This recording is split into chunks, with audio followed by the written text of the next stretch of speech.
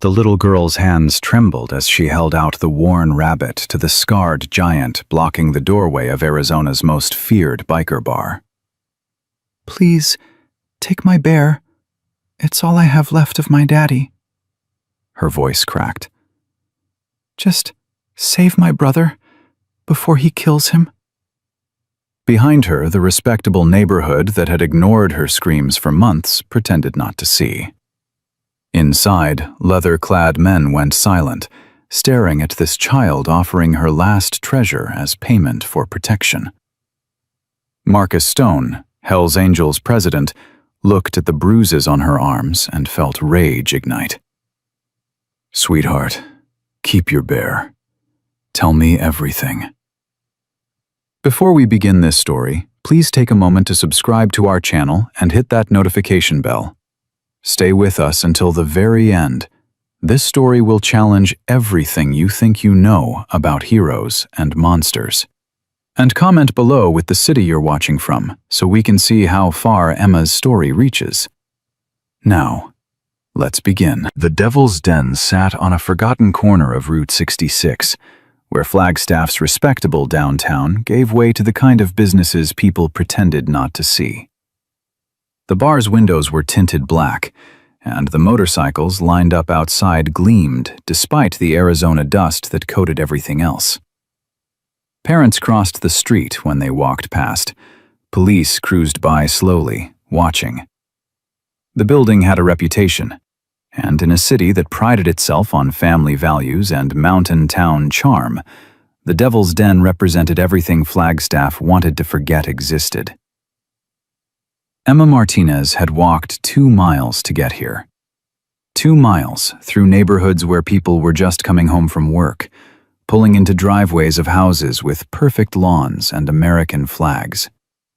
2 miles past the elementary school, where her 3rd-grade teacher had smiled and said, "Emma, we don't make up stories for attention." 2 miles carrying Mr. Whiskers and a heart full of the kind of terror that makes 8-year-olds feel 100 years old. She stood outside the door for 5 full minutes, shaking. The bass from the jukebox inside vibrated through the concrete. Male voices rumbled. Someone laughed, the sound rough and unfamiliar. Emma clutched Mr. Whiskers tighter, feeling the worn fur beneath her fingers, the spot where her father had sewn the ear back on during his last week in hospice. "Daddy," she whispered to the rabbit. "You said to be brave. You said if I was ever really, really scared, to find the bravest people I could. The news said these people are dangerous." She swallowed hard. "I'm hoping dangerous means they can stop him." She pushed open the door. The bar went silent. Not gradually, instantly, like someone had hit a pause button on the world. 8 men in leather vests turned to stare at her.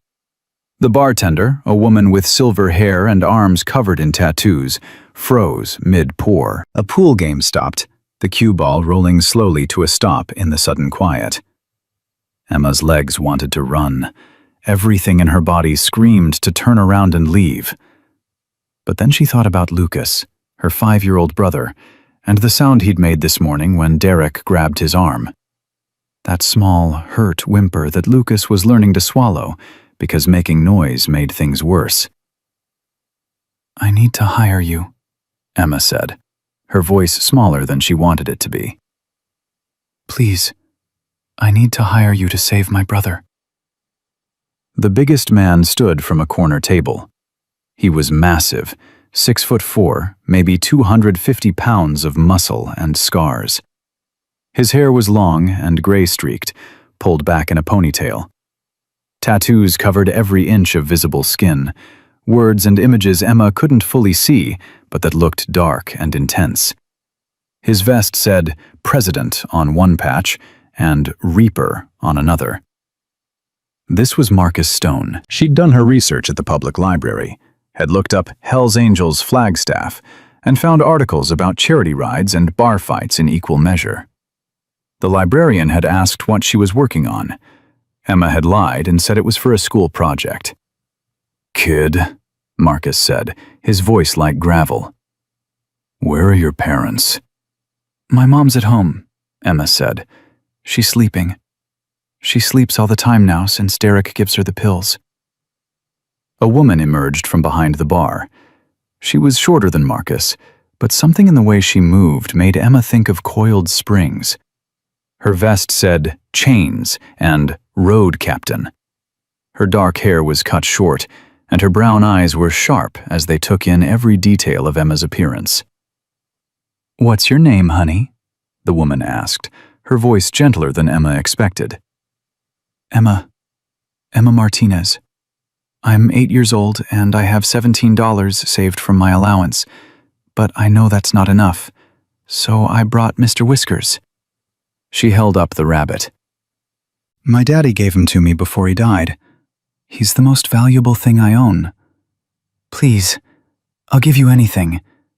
Derek said something bad is going to happen to Lucas, and nobody believes me. Nobody will listen." Marcus exchanged a glance with the woman. Chains. Something passed between them, some wordless communication that Emma couldn't interpret. Then Marcus crouched down, bringing himself to eye level with her. Up close, his face was weathered, lined with years of sun and wind and life. His eyes were pale blue, startling against his tanned skin. "Emma," he said quietly. "I'm Marcus. This is Sarah. We're going to listen to you, okay? But first, I need you to understand something. You keep Mr. Whiskers. You keep your $17. We don't take payment from kids. Ever." Emma felt tears burn her eyes. "But then how will I know you'll really help? Everyone else said they'd help and then they didn't. They said I was making up stories." "Because we're not everyone else," Sarah said, moving to Marcus's side. "Emma, I used to be a nurse. Do you know what that means?" Emma nodded. "It means I spent years learning to see things other people miss. So I'm going to ask you some questions, and I need you to be completely honest with me. Can you do that?" "Yes." "How long has Derek been living with you and your mom?" 10 months. He moved in after Daddy died. Mommy was sad all the time, and Derek said he could help her feel better." "And your mom," Sarah said carefully. "You said she sleeps a lot?" "She never used to. Before Derek, she was fun. She'd make me and Lucas pancakes shaped like Mickey Mouse, and she'd sing while she did the dishes, and she'd read us stories every night." Emma's voice cracked. "Now she just lies on the couch. Derek says she's sick, that she needs her medicine to feel better, but the medicine just makes her sleep more." Marcus's jaw tightened. Emma saw his hands curl into fists, then deliberately relax. "Emma," he said, "the bruises on your arms. Did Derek do that?" She looked down at her sleeves instinctively. She'd been so careful to keep them covered.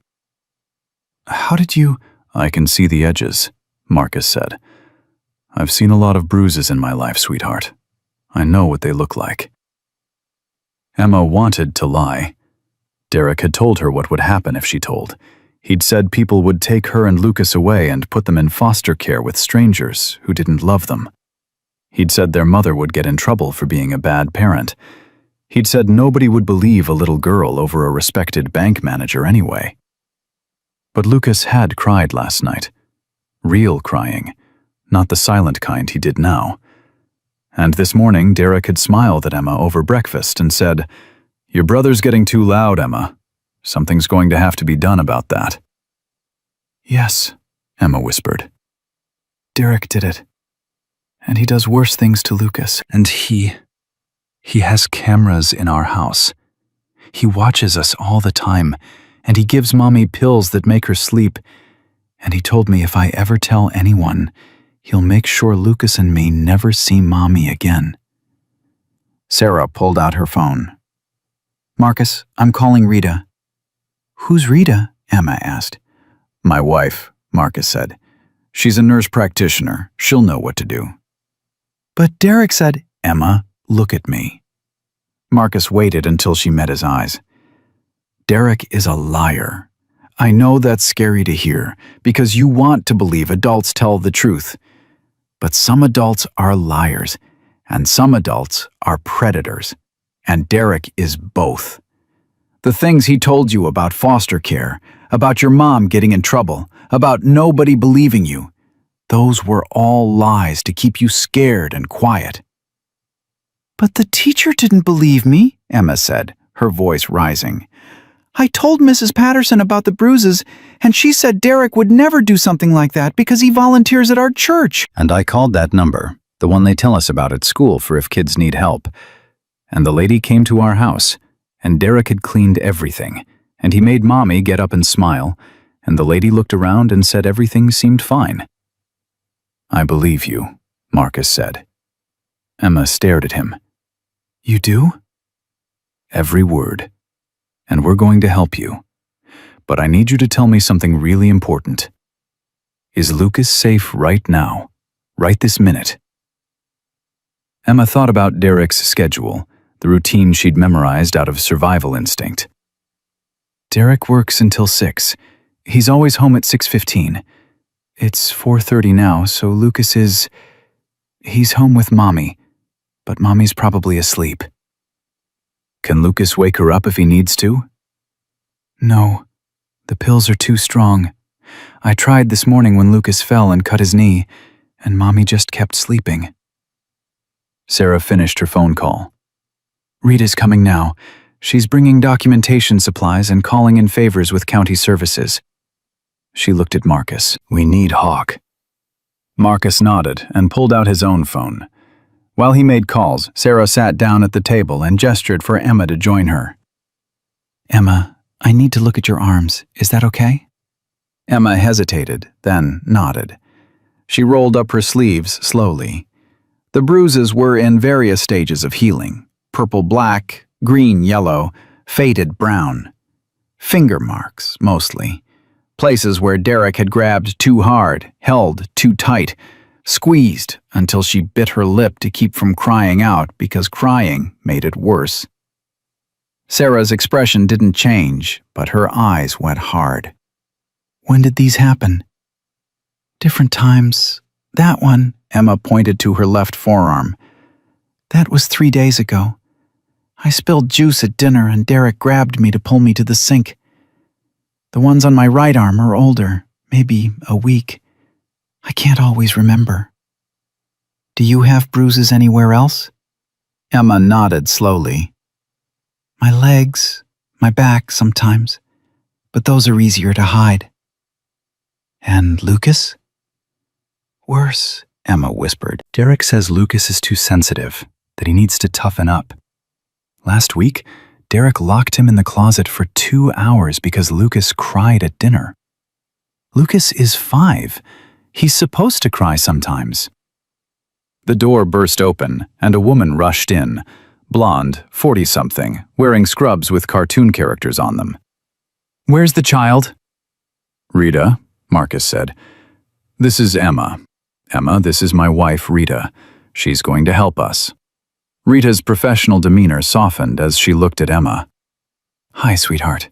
Sarah told me a little bit about what's going on. I brought my medical kit. Would it be okay if I examined you? Just to make sure you're not hurt anywhere that needs immediate care? I'm okay, Emma said automatically. I know you're tough, Rita said gently. But sometimes we don't realize we're hurt until someone checks. And if we're going to help you and Lucas, we need to document everything. Do you know what that means? Emma shook her head. It means I'll take pictures and write down what I see. That way, when we tell people what happened, we have proof. Adults are more likely to listen when there's proof. Okay, Emma said quietly. The examination took 15 minutes. Rita was gentle, professional, and Emma could hear her muttering under her breath, words Emma didn't understand but that sounded angry. When Rita photographed the bruises, Emma saw Marcus turn away, his shoulders tight. Another man arrived, younger, maybe 30, with kind eyes behind wire-rimmed glasses. His vest said, Hawk. Emma, Marcus said, this is David. We call him Hawk. He's a social worker. That's someone who helps kids who are in bad situations. I work for the state, Hawk said, kneeling beside Emma. But I'm also a member of this club. Right now, I'm here as your friend, not as someone official. Is that okay? Emma looked at all of them, these scary people who were supposed to be dangerous, who everyone said were criminals and troublemakers. They were looking at her with something she hadn't seen in months. Belief. You really think you can stop Derek? She asked. I know we can, Marcus said, but I need you to answer something honestly. You said Derek mentioned something bad happening to Lucas. What exactly did he say? Emma's hands trembled. This morning, Derek was in the kitchen making coffee. He didn't know I was in the hallway. He was on the phone with someone, and he said Lucas was becoming a problem. That kids Lucas's age sometimes have accidents, and that people wouldn't question it because everyone knows Derek takes such good care of us. The temperature in the bar dropped. Marcus stood up slowly. When he spoke, his voice was deadly calm. Sarah, call Brennan. Tell her we need police at the Martinez house immediately for a welfare check. Rita, you and Hawk are coming with me. Emma, you're going to ride in Sarah's truck. We're going to your house right now.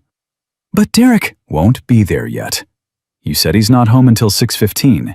It's 4:45 now. We have time. Emma's breath came faster. What if he comes home early? What if he sees you? He'll know I told. Sarah crouched in front of her. Emma, listen to me. Derek is never going to hurt you again. Never going to hurt Lucas again. I promise you that. But we need to move now. What about my mom? We're going to help her too, Rita said firmly. But first, we need to make sure you and Lucas are safe. Emma clutched Mr. Whiskers. Okay, she whispered. Okay. Sarah's truck was a massive black pickup with chrome details. Emma sat in the back seat, clutching her rabbit, watching the familiar streets of Flagstaff pass by in a blur. Behind them, 3 motorcycles followed, Marcus, Rita, and Hawk. Ahead, Sarah drove with the focused intensity of someone on a mission. Sarah? Emma said quietly. Yeah, honey? Why do you all look so scary if you're the good guys? Sarah glanced at her in the rearview mirror. You know what I've learned, Emma? The people who look safe, the ones in nice suits and fancy cars and respectable jobs, they're not always safe. And the people who look dangerous sometimes turn out to be the safest people in the world. Society judges by appearance. We judge by action. Derek looks safe? Exactly. That's how people like Derek operate. They count on everyone judging by appearance instead of behavior. They pulled onto Emma's street, a quiet suburban block with neat houses and well-maintained lawns. Sarah parked 3 houses down from Emma's home, a modest 2-story with pale yellow siding and flower boxes that hadn't been watered in weeks. Marcus pulled up beside them, killing his engine. Through the truck window, Emma watched him survey the house with tactical precision. This wasn't the first time he'd done something like this. She could tell by the way he moved, the way he gestured to Rita and Hawk, positioning them. Emma, Sarah said, I need you to stay in the truck for a minute, okay? We're going to knock on the door, and if your mom answers, we'll explain who we are. You'll be able to see us the whole time. What if Derek comes? Then he's going to find more than he bargained for. Emma watched from the truck as Marcus approached the front door. Rita flanked him on one side, Hawk on the other. They looked like soldiers approaching enemy territory, careful, watchful, ready. Marcus knocked. No answer. He knocked again, louder. Mrs. Martinez? Jennifer Martinez. My name is Marcus Stone. Your daughter Emma asked me to check on you and your son. Still nothing. Marcus tried the doorknob. It was unlocked. Emma saw him exchange glances with Rita, then pushed the door open. Mrs. Martinez, we're coming in. Emma sent us. We're here to help. They disappeared inside. Sarah kept her eyes on the front door, her phone in her hand. Emma, Rita's medical training is good, but just in case, do you know if your mom has been breathing weird? Like really slow or struggling? Sometimes, Emma said. Sometimes she sounds like she's barely breathing at all. Sarah immediately called someone. This is Sarah Rodriguez. We need an ambulance at 2847 Pine Valley Drive. Possible overdose, 2 children in the home, suspected abuse situation. Detective Brennan should be en route. Emma's heart hammered. Is Mommy? We don't know yet, honey, but we're not taking chances. Marcus appeared in the doorway, carrying Lucas.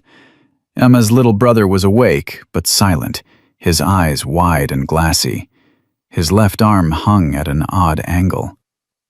Emma yanked open the truck door and ran. Lucas!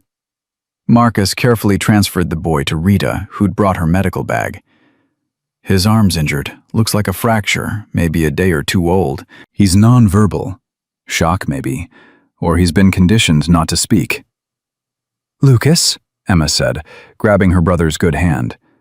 Lucas, it's okay. These are friends. They're going to help us.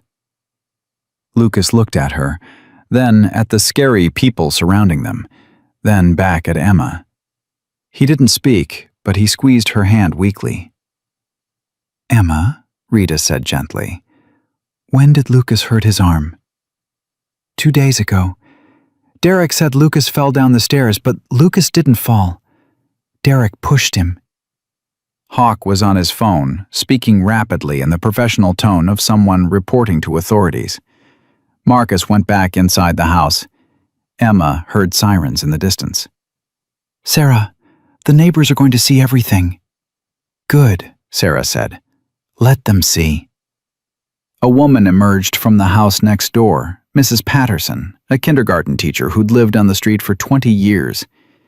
She took one look at the motorcycles, the bikers, the little boy with the injured arm, and her face went pale. What's going on? Emma, what are these people doing here? Saving my brother, Emma said, her voice stronger than before. Doing what you should have done when I told you Derek was hurting us. Mrs. Patterson's mouth opened and closed. Derek would never. He's such a kind man. Marcus reappeared, supporting Jennifer Martinez. Emma's mother was barely conscious, her legs unsteady, her eyes unfocused. She looked like she'd aged a decade in 10 months. Mommy! Emma ran to her, but Marcus held up a hand. Emma, your mom isn't fully aware right now. She's been heavily medicated. We need to let Rita check her. Jennifer's eyes found Emma's face. For a moment, clarity flickered. Emma? Baby? What? Where's Derek? Derek said... She faltered. Derek said you kids would be taken away if anyone found out about the pills. Mrs. Martinez, Rita said firmly, guiding Jennifer to sit on the front steps. Derek lied to you. About a lot of things. We're going to help you. But first, I need you to tell me what medications you've been taking. I can't remember. Derek gives them to me. He says I need them for my anxiety. Since Michael died, I've been so anxious. And Derek said... Her words cut off as 2 police cruisers pulled up, followed by an ambulance. A woman in plain clothes emerged from one of the cruisers, 50-something, with short red hair and sharp green eyes. Her badge was clipped to her belt. Marcus, she said, her tone neutral but not hostile. Dispatch said you called this in. "Detective Brennan," Marcus replied. "The situation's exactly what I described. Child endangerment, suspected drugging of the mother, physical abuse of both children. The boy's arm is fractured, and the mother's been kept in a pharmaceutical fog for months." Detective Lisa Brennan surveyed the scene with professional detachment. Then she knelt in front of Emma. "Hi there. You must be Emma.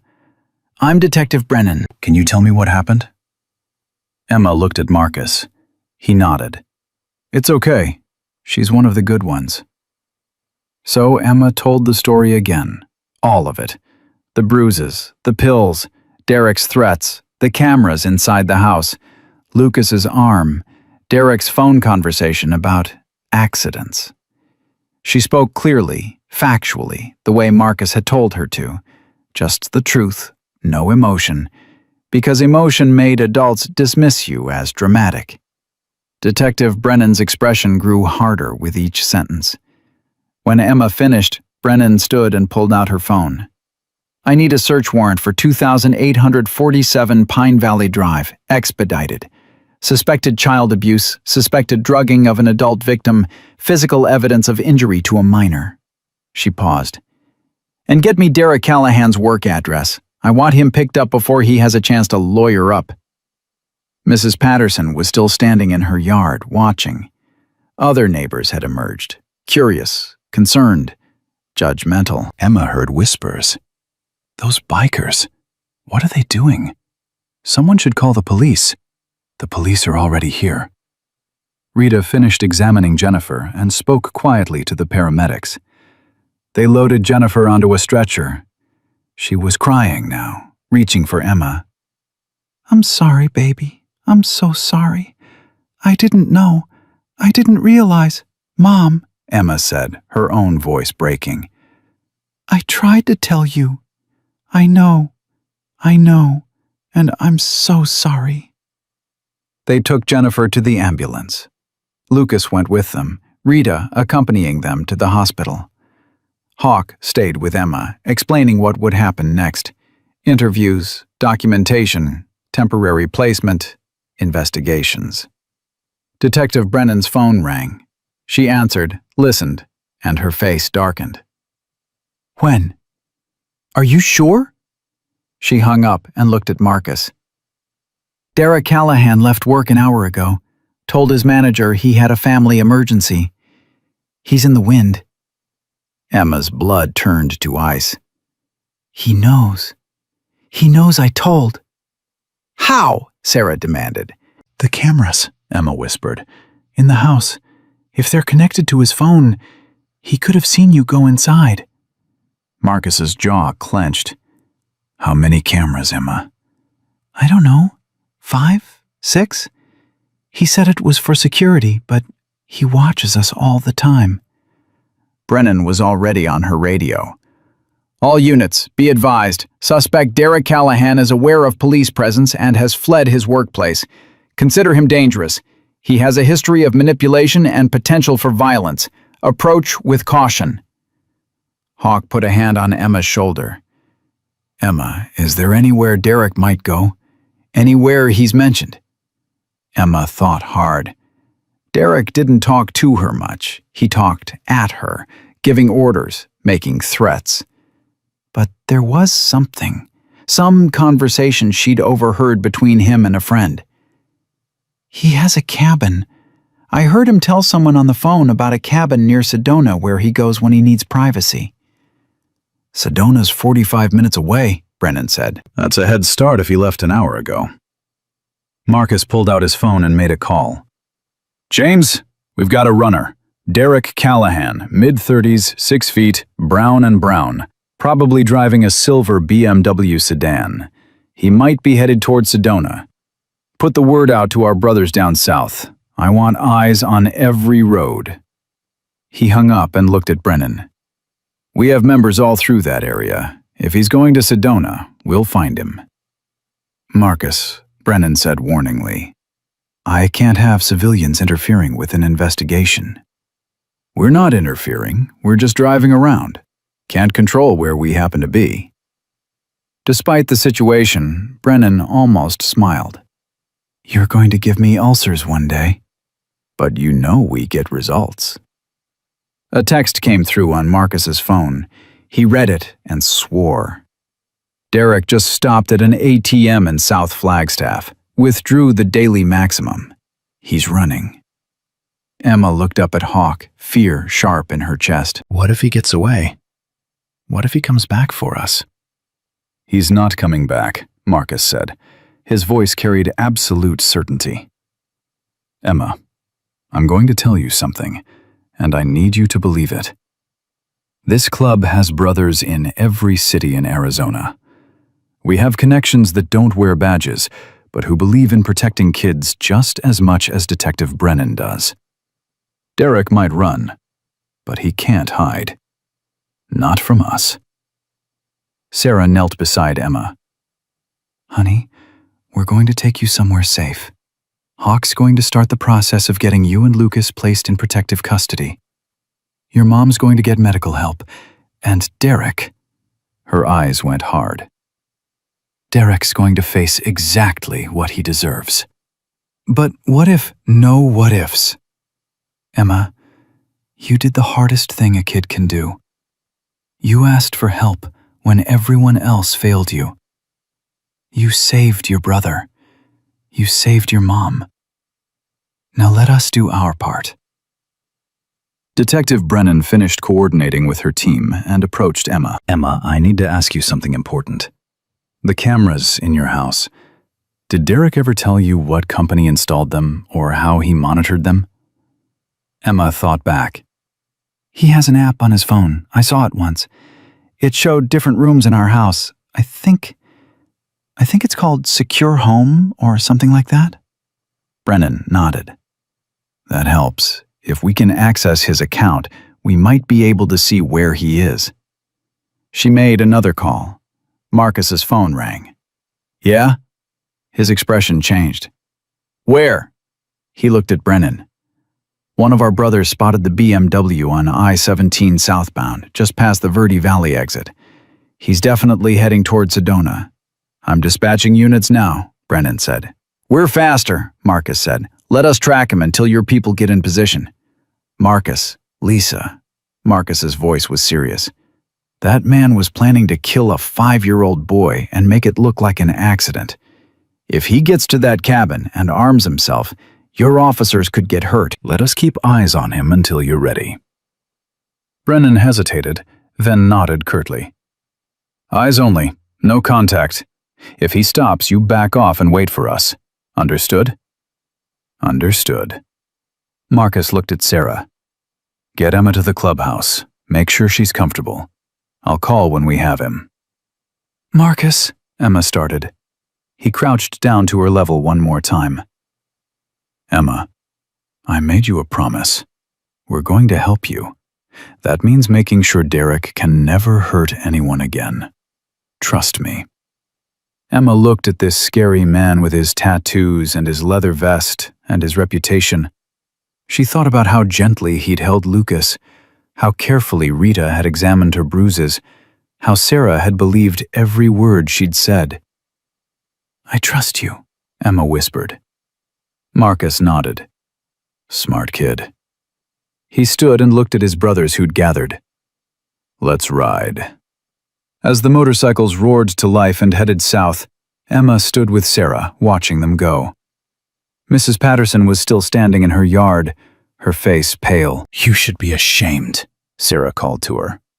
That little girl told you she needed help, and you chose comfort over courage.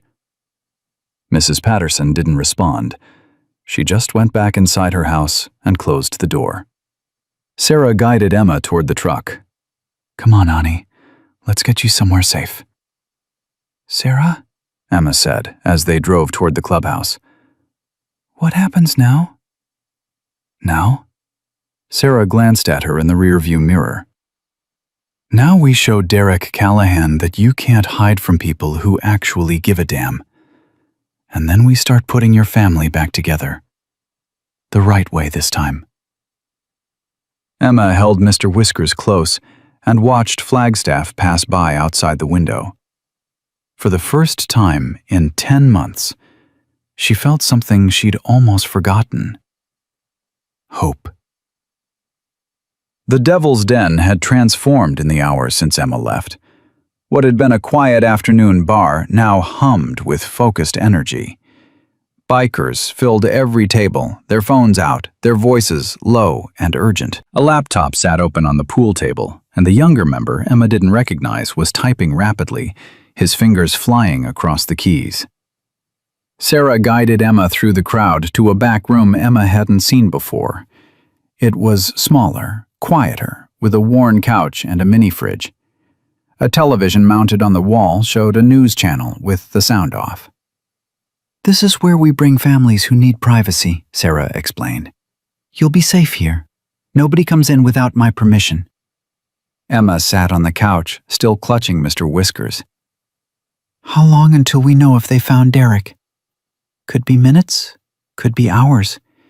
He's got a head start, but Marcus has 70 members spread across northern Arizona right now. Derek's car will be spotted. What if he ditches the car?" Sarah's expression was grim. "Then it gets harder. But Emma, listen to me. Derek doesn't know how to disappear. He's a predator who's used to controlling everything through manipulation and fear." Men like that don't have backup plans for when the world finally sees what they really are. The door opened and a woman entered carrying a paper bag from McDonald's. She was older, maybe 60, with gray hair in a braid and laugh lines around her eyes. Her vest said, "Old Lady" and "Reaper," the same name as Marcus. "You must be Emma," she said warmly. "I'm Rita, Marcus's wife. Sarah called and said you might be hungry. Got you a Happy Meal and some apple slices." "Thank you," Emma said quietly. She realized she hadn't eaten since breakfast, and even that had been just a few bites before Derek's phone conversation had stolen her appetite. Rita sat beside her, and there was something about her presence that made Emma feel safer. "Your brother's at the hospital right now. They're setting his arm in a cast. He's going to be okay. Can I see him?" "Soon. The doctors want to make sure there aren't any other injuries we missed." "But, Emma, Lucas asked for you." The nurse said those were his first words in hours. "Where's Emma?" Emma's eyes filled with tears. "He hasn't talked much since Derek started." She couldn't finish. Rita put an arm around her shoulders. "That's called selective mutism. It happens when children experience severe trauma. It's a protection mechanism. But Lucas is in a safe place now, with people who understand what he's been through. He's going to heal. So are you."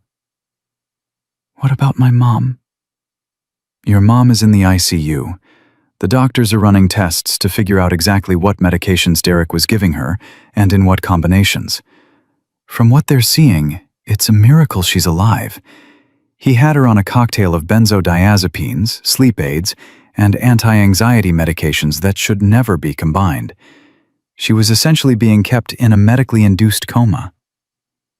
Emma's stomach twisted. "Why would he do that?" "Control," Rita said simply. "Your mother couldn't protect you or Lucas if she was unconscious." She couldn't question what Derek was doing. She couldn't leave. It's a tactic some abusers use. They call it chemical restraint. Sarah's phone buzzed. She read the message and her jaw tightened. "Emma, Detective Brennan just sent an update. They searched your house and found the camera system. Derek had 8 cameras. Living room, kitchen, both kids' bedrooms, hallway, and your mom's bedroom. The footage is stored on a cloud server." "He was watching us sleep," Emma whispered. "Which means we have evidence," Sarah said firmly. "Every bruise, every time he grabbed you or Lucas, every pill he forced your mom to take, it's all recorded. He documented his own crimes." Rita's phone rang. She answered, listened, and her expression changed. "Marcus, slow down." "What?" She listened more, her face going pale. "Oh God. Okay, Okay, we'll tell her. She hung up and looked at Sarah with something that might have been fear. What? Sarah demanded. Derek's not alone. Marcus and the brothers tracked him to a rest stop outside Camp Verde.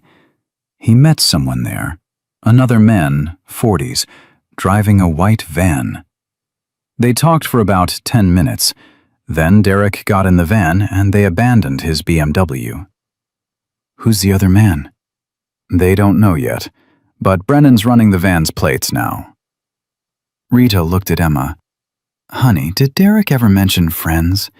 Anyone he was close to? Emma thought hard.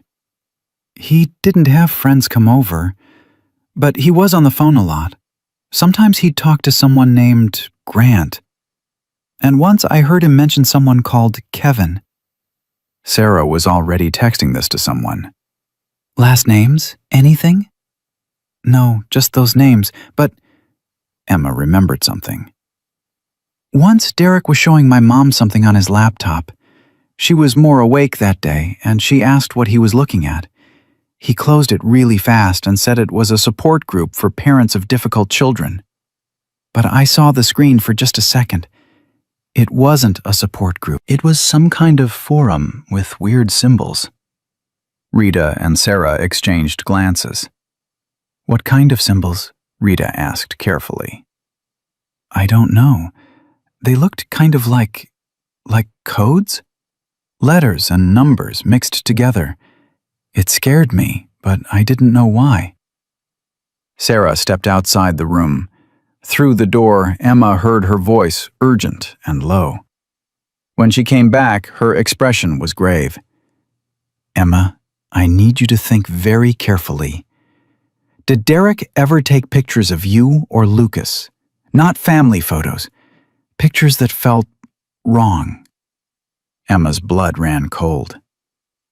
Once, he said he was documenting Lucas's bruises to show the doctor, to prove Lucas was clumsy. But the way he did it, Lucas had to take off his shirt, and Derek took pictures from different angles. It felt bad, wrong. I asked why we needed so many pictures, and Derek got angry. He said I was too young to understand medical documentation. Rita closed her eyes. Sarah, we need to tell Brennan immediately. This isn't just domestic abuse. What is it? Emma asked, fear sharp in her voice. Sarah knelt in front of her. Emma, we think Derek might be part of a network. A group of men who hurt children and share information about how to do it without getting caught. The forum you saw? That's consistent with how these networks operate online. Emma felt sick. Lucas. Oh God, Lucas. Lucas is safe, Rita said firmly. He's in a hospital with security, and we've already notified them that no one except authorized medical personnel and law enforcement gets near him. Derek can't touch him.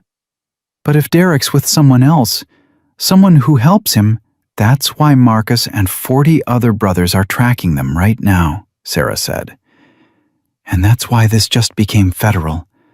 These networks cross state lines, which means FBI jurisdiction. The door opened and the young man from the pool table entered, his laptop under his arm. Sarah, you need to see this. He opened the laptop and turned it so they could see the screen. It showed a map with multiple red dots moving along highways. These are our brothers' locations. The green dot is the white van. One of our guys has a tracker on it from when Derek transferred vehicles. And this... He clicked something and a blue dot appeared. This is Derek's phone signal. He hasn't turned it off yet, which means he's either stupid or he wants to be found. Where are they headed? Sarah asked. Southeast. If they stay on this route, they're going toward Phoenix. But there's something else. He pulled up another screen. I did some digging into that license plate. The van's registered to a Kevin Marsh, address in Tempe. But get this. Kevin Marsh's name appears in a sealed court document from 2019. Suspicion of child exploitation. Charges dropped due to insufficient evidence. Rita swore. Derek found someone like him. Emma's hands were shaking. What do they do? These networks, what do they do? Sarah took her hands gently. They hurt children, Emma. And they help each other get away with it. They share tactics. They coach each other on how to manipulate social services, how to gaslight victims. They're organized and smart and absolutely evil. But Lucas and I got away, Emma said. We're safe now, right? You're safe, Rita confirmed. But Derek's phone calls, his emails, his forum posts, all of that is evidence that could help find other children who are still in danger. Do you understand? By being brave enough to ask for help, you didn't just save yourself and Lucas. You might save dozens of other kids. Sarah's phone rang. She answered, and her face went hard. Where? How many? She listened, then looked at Emma with something like fury and pride mixed together. Emma, Marcus just confirmed something. That rest stop where Derek met Kevin? Surveillance cameras caught their conversation. Derek was panicking, saying his situation had been compromised. Kevin told him not to worry, that they had protocols for this, and that there were 3 other brothers who could provide safe houses. 3 other men like Derek, Emma said, understanding dawning. At least 3 that we know about. But here's what Derek doesn't know. Every second he's on the move, he's being tracked. Every person he contacts is being identified. Every digital footprint is being mapped. He thinks he's escaping. What he's actually doing is leading us to his entire network. Rita's phone rang. She answered, and Emma watched her face cycle through emotions. Shock, disgust, determination. Send it to Brennan immediately. And Marcus needs to see this before he does something that lands him in jail. She hung up and looked at Sarah. The FBI accessed Derek's cloud storage. The cameras in Emma's house, they were feeding to a private server. Derek was streaming live footage to at least 12 other users. Emma felt the room spin. They were watching us? 12 people were watching us? They weren't watching you live your life, Sarah said gently. They were watching Derek abuse you. They were learning from him. And now, every single one of those 12 users is going to be identified and arrested. How do they know who they are? Digital forensics. Every time someone accessed that stream, they left traces. IP addresses, device identifiers, login patterns.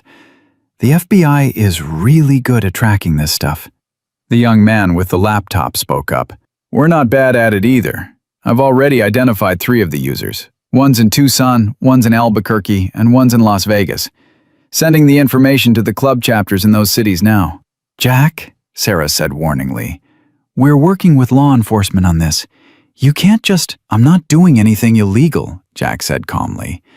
I'm just noticing that certain individuals have searchable social media profiles and public addresses. What our brothers do with publicly available information is their business. Rita shook her head, but didn't argue. Emma, you need to understand something. What's happening right now? It's bigger than just Derek. You opened a door that's going to lead to a lot of bad people facing consequences. But that also means there are going to be more questions, more interviews, more people who want to talk to you. I don't want to talk about it anymore, Emma said, her voice small. I just want Lucas to be okay. I want my mom to wake up. I want to feel safe. You will, Rita promised. All of those things will happen. But first, we have to finish what you started. Sarah's phone buzzed with a text. She read it and stood abruptly. Derek and Kevin just pulled off I-17 at the Cordis Junction exit. They're heading toward the back roads. Marcus thinks they're going to try to lose the tail by going off-grid. Those roads go through the middle of nowhere, Rita said. Miles of desert with no cell service. Which is why Marcus is calling in support from the Phoenix chapter. They're going to set up a perimeter. Derek and Kevin will have to come out eventually, and when they do, we'll be waiting. Emma stood up. I want to go. Absolutely not, Rita said immediately. He's running because of me. I should. Emma, you're 8 years old, Sarah said firmly but kindly. You've been braver than most adults will ever be.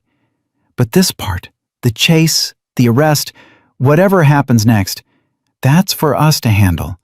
Your job is to be safe so that when Lucas wakes up and asks for you, you're there. What if Derek gets away? He won't. But what if... Sarah knelt down and took both of Emma's hands. Emma, look at me. I've been riding with this club for 15 years. I've seen Marcus track men across 3 states. I've watched this brotherhood move mountains when kids were in danger. Derek Callahan is not getting away. That's not hope talking. That's experience. The door burst open, and a man Emma recognized from earlier, Hawk, the social worker, entered with a woman in a business suit. Emma, this is Patricia Woodward. She's from Child Protective Services. Patricia had kind eyes and graying hair pulled back in a bun. She sat down and smiled gently at Emma. Hi, Emma. I know you've had a really long day. I'm here to talk about what happens next for you and Lucas. Are you going to take us away? Emma asked, fear creeping back. I'm going to make sure you're safe, Patricia said. Right now, your mom is in the hospital getting treatment. She can't take care of you and Lucas until she's better. That means you need somewhere to stay temporarily. I want to stay with Sarah and Marcus. Patricia glanced at Sarah, then back to Emma. The Stones have been approved as emergency foster parents before. If they're willing, and if you're comfortable with that, we can arrange it. We're willing, Sarah said immediately. Both of you? Patricia asked. Marcus and I discussed it before all this started, Sarah said. We have 3 spare bedrooms. Our kids are grown. We've been through the training and background checks. Emma and Lucas can stay with us as long as they need to. Emma felt something loosen in her chest. Really? Really, Sarah confirmed. You think I'd let you go through all this and then ship you off to strangers? You're family now, kid. That's how this club works. Patricia made notes on her tablet. I'll need to do a home inspection, but given the circumstances and the ongoing threat from Derek Callahan, I'm authorizing emergency placement effective immediately. Emma will stay with Sarah until we can arrange for Lucas to be discharged from the hospital. What about my mom? Emma asked. Your mom's situation is more complicated, Patricia said honestly. She's not in trouble. We understand she was a victim too, but she's going to need extensive treatment and therapy before she can care for you again. That could take months. Will I be able to see her? Yes. Once the doctors clear her for visitors, we'll arrange supervised visits. Your mom loves you, Emma. What Derek did to her, keeping her drugged, isolating her from support systems, that wasn't her fault. But it did prevent her from protecting you, and we need to make sure she's healthy and stable before you go back home. Emma nodded slowly. Okay. Hawk's phone rang. He answered, listened, and his expression changed. They did what? He listened more. Jesus Christ. Okay, keep me updated. He hung up and looked at Sarah. Marcus and the brothers cornered Derek and Kevin on a Forest Service road about 15 miles outside Cordis Junction. When they realized they were boxed in, Kevin tried to ram through the motorcycles. Marcus and 3 others had to dive off the road. Are they hurt? Sarah demanded. Bruised, pissed off, but okay. Derek and Kevin's van crashed into a tree when Kevin overcorrected. Both of them are injured, but mobile. They ran into the forest. The forest? Rita repeated. In October, at night, with no supplies. Yep, and now there are 50 Hells Angels and 24 law enforcement officers conducting a manhunt. Sarah's jaw was tight. Marcus better not do anything stupid. He's Marcus, Hawk said dryly. Stupid is relative. Emma felt tears sting her eyes. This is my fault. Marcus got hurt because— Stop, Rita said firmly. Marcus got hurt because he chose to stop two predators from escaping. That's his choice, his honor. You don't get to take responsibility for Derek's actions or Marcus's decisions. You're 8 years old, Emma. The only thing you're responsible for is being brave enough to ask for help. Patricia stood. Emma, I need to go file the emergency placement paperwork. You're going to stay here with Sarah and Rita until I get back, okay? Then we'll get you settled at the Stones' house. After Patricia left, the room fell into tense silence. Sarah paced. Rita checked her phone obsessively. Emma sat on the couch, holding Mr. Whiskers, trying not to imagine Derek and Kevin lost in the dark forest, planning their next move. Sarah, Emma said quietly. What happens if they don't find Derek tonight? They will. But if they don't? Emma, those men are running through unfamiliar terrain with no light and no supplies. Marcus grew up in these mountains. Half the brothers with him are former military with tracking experience. This isn't a fair fight. It's just a matter of time. Jack appeared in the doorway again. Update from Marcus. They've got thermal imaging drones in the air courtesy of the Yavapai County Sheriff's Department. 2 heat signatures located approximately 3 miles northwest of the crash site, moving toward the old mining trails. Those trails dead end at a cliff, Rita said. They're trapping themselves.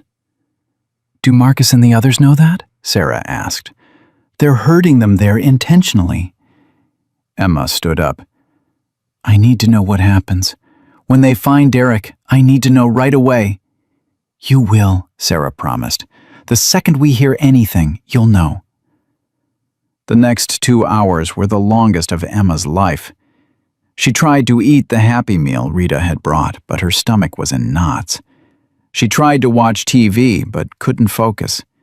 She held Mr. Whiskers and thought about Lucas in the hospital, about her mom in the ICU, about Marcus and the others hunting Derek through the dark forest.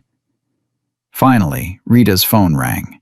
She answered, and her whole body relaxed. Thank God. Are they? Okay, we'll tell her. She hung up and looked at Emma with a smile. They got them. Both of them. Derek and Kevin are in custody. Emma felt her legs go weak. Really? Really? The drones tracked them to a dead end on the mining trail. They tried to climb down the cliff face, and Kevin fell, broke his leg. Derek stayed with him. Honor among predators, I guess. And by the time they realized they should keep running, Marcus and Detective Brennan had them surrounded. Is Derek hurt? Scraped up, dehydrated, terrified, but not seriously injured. Which means he's going to face trial for everything he did. Sarah pulled Emma into a hug. It's over, honey. Derek can't hurt you anymore. He can't hurt Lucas. He can't hurt anyone. Emma buried her face in Sarah's shoulder and finally let herself cry. Not the silent tears she'd learned to hide from Derek, but real sobs that shook her whole body. Sarah held her and rocked her gently, and Rita rubbed her back. And for the first time in 10 months, Emma felt safe enough to fall apart. When the tears finally subsided, Emma pulled back and wiped her eyes. Can I see Lucas now? Let's call the hospital, Rita said. 5 minutes later, they had confirmation that Lucas was awake, stable, and asking for Emma. Patricia had returned with the emergency placement paperwork signed, and they all climbed into Sarah's truck to head to the hospital. The drive took 20 minutes. Emma stared out the window at Flagstaff's lights, thinking about how different the world looked now than it had this morning. This morning, she'd woken up in fear, not knowing if Lucas would survive the day. Now, Derek was in handcuffs, her mom was getting help, and she was going to see her brother in a place where no one could hurt them. At the hospital, a security guard checked their IDs before letting them onto the pediatric floor. Lucas was in a private room at the end of the hall. A nurse stood outside his door. "He's been asking for his sister," the nurse said with a smile. "He'll be so happy to see you." Emma pushed open the door. Lucas was in the hospital bed, his left arm in a bright blue cast, his face pale but alert. When he saw Emma, his whole face lit up. "Emma." His voice was hoarse but clear. "You came." Emma ran to the bed and hugged him carefully, mindful of his injuries. "Of course I came, Luke. I'll always come when you need me." "The doctors said Derek can't find us here," Lucas said. "They said we're safe now. Is that true?" "It's true. Derek's been arrested. He's never going to hurt us again." Lucas's eyes filled with tears. "Promise?" "I promise." He hugged her tighter. "I was so scared, Emmy. When he grabbed my arm, I thought... "I know, me too. But it's over now. We're safe." Sarah and Rita stood in the doorway, giving them privacy. Emma saw Sarah wipe her eyes quickly, and even Rita looked emotional. A doctor entered, young, female, with a gentle smile. "Emma, I'm Dr. Patel. I've been taking care of Lucas. Can we talk for a minute?" Emma nodded and followed Dr. Patel into the hallway, keeping the door cracked so she could still see Lucas. "Your brother is going to be okay," Dr. Patel said. "The fracture was clean, and it should heal completely in about 6 weeks. But Emma, we found other injuries, older bruises, evidence of previous trauma. I need to ask, how long has this been going on?" "Since Derek moved in. About 10 months. Dr. Patel's jaw tightened. "I'm so sorry no one listened to you sooner. The good news is that children are remarkably resilient. With proper care and therapy, Lucas will heal, both physically and emotionally. So will you. When can Lucas leave the hospital?" "Tomorrow, probably.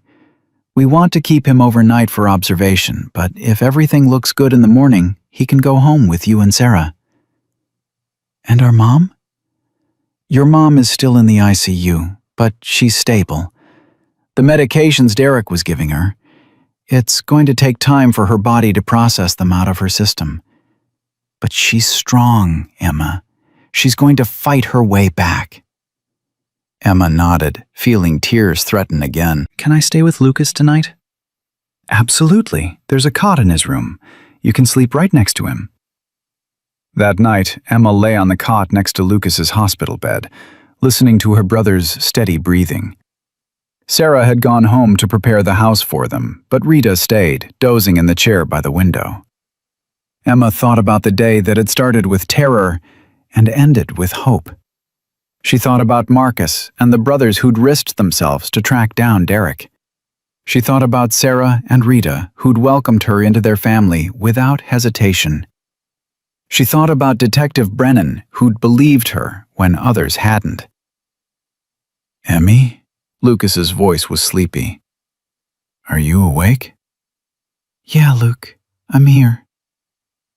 "Will we ever go home? To our real home with Mom?" Emma thought about their yellow house with the dead flowers in the window boxes, about the cameras Derek had installed, about all the fear those rooms held. "Someday," she said finally. "When Mom's better, and when that house doesn't feel scary anymore. But Luke, I think maybe we're already home, with people who actually care about keeping us safe." "The motorcycle people?" "Yeah, the motorcycle people." Lucas was quiet for a moment. Then he said, "I like them. They're scary looking, but they're nice." "They're the best kind of scary," Emma agreed. "The kind that keeps bad people away." Lucas yawned. "Will you still be here when I wake up?" "Always, little brother. Always." He fell asleep within minutes, his breathing evening out. Emma stayed awake longer, holding Mr. Whiskers, thinking about what Sarah had said. Family wasn't always blood. Sometimes it was the people who showed up when everyone else walked away. Tomorrow would bring new challenges, interviews with social workers, questions from therapists, the long process of healing from trauma. But tonight, Emma and Lucas were safe. Their predator was in custody. Their network was being dismantled. And somewhere in the darkness, 50 bikers on motorcycles were riding home, satisfied with a job well done. Emma finally closed her eyes and let herself rest. Morning came with harsh fluorescent lights and the smell of hospital disinfectant. Emma woke to find Lucas already awake, staring at his blue cast with something between fascination and sadness. "Does it hurt?" she asked quietly. "Not really. They gave me medicine." He traced the edge of the cast with his finger. "Emmy, what if the kids at school make fun of me?" "They won't." "But what if they ask how I broke it?" Emma sat up on the cot, pushing her tangled hair out of her face. "Then you tell them the truth, that someone hurt you, but now you're safe." Lucas's eyes went wide. "I can say that? I can tell people?" "Yeah, Luke. We don't have to keep Derek's secrets anymore." The door opened, and Dr. Patel entered with a clipboard and a warm smile. "Good morning, Martinez family." Lucas, how are you feeling? "Okay," Lucas said softly. Pain level, 1 to 10? "Maybe 3? That's normal. The medicine should keep it manageable. Dr. Patel checked his chart. Your vitals look good. If you can eat breakfast and keep it down, I don't see any reason you can't be discharged this afternoon." "Really?" Emma felt hope surge through her chest. "Really. Sarah Stone called earlier. She's got your rooms ready, and she's already coordinated with the pediatric therapist we recommended. You're going to have a lot of support, Lucas." After Dr. Patel left, a breakfast tray arrived. Scrambled eggs, toast, apple juice. Lucas picked at it nervously until Emma took a bite of her own food and made exaggerated yum sounds that got him to smile. They were halfway through breakfast when Rita appeared in the doorway, not alone. Behind her stood a man in a dress shirt and tie carrying a leather messenger bag. He had kind eyes behind wire-rimmed glasses and the tired look of someone who'd been up most of the night. "Emma, Lucas," Rita said. "This is Agent Michael Torres from the FBI. He needs to talk to you about Derek and Kevin." Emma's stomach clenched. "Now?" "I know the timing isn't great," Agent Torres said, pulling a chair closer to the bed. "But time is critical in these investigations. The sooner we can document what happened to you, the stronger the case we can build, not just against Derek and Kevin, but against everyone in their network." "How many people are in the network?" Emma asked. Torres hesitated, then seemed to decide honesty was better than protection. "We've identified 17 individuals so far, 12 who accessed Derek's camera feeds, plus Derek, Kevin, and 3 others they communicated with regularly. But that number could grow as we dig deeper into their communications." Lucas's hand found Emma's. 17 bad people? 17 people who hurt kids or helped others hurt kids, Torres said gently. "But here's what I need you to understand. Every single one of them is going to face consequences because you two were brave enough to ask for help. Without you, Emma, we never would have found this network. These predators would still be operating." "I just wanted Derek to stop hurting Lucas," Emma whispered. "And by stopping Derek, you're stopping all of them. That's the power of speaking up." Rita squeezed Emma's shoulder. "Agent Torres is good at his job, honey. He's helped a lot of kids. You can trust him." Torres opened his messenger bag and pulled out a tablet. "I'm going to record our conversation if that's okay. Not video, just audio. And Emma, if at any point you need to stop, we stop. No questions asked, okay? Emma nodded. Let's start with when Derek first moved in. Can you tell me what that was like? For the next hour, Emma recounted everything. Dear's initial charm, how he'd slowly isolated their mother. The first time he'd grabbed Emma too hard and left bruises. Lucas's growing silence. The cameras. The pills. The threats. Torres asked careful questions, never pushing too hard, always giving her space to pause when emotions threatened to overwhelm her. Lucas listened to his sister's testimony with tears streaming down his face. When Torres turned to him, Lucas's voice was barely audible.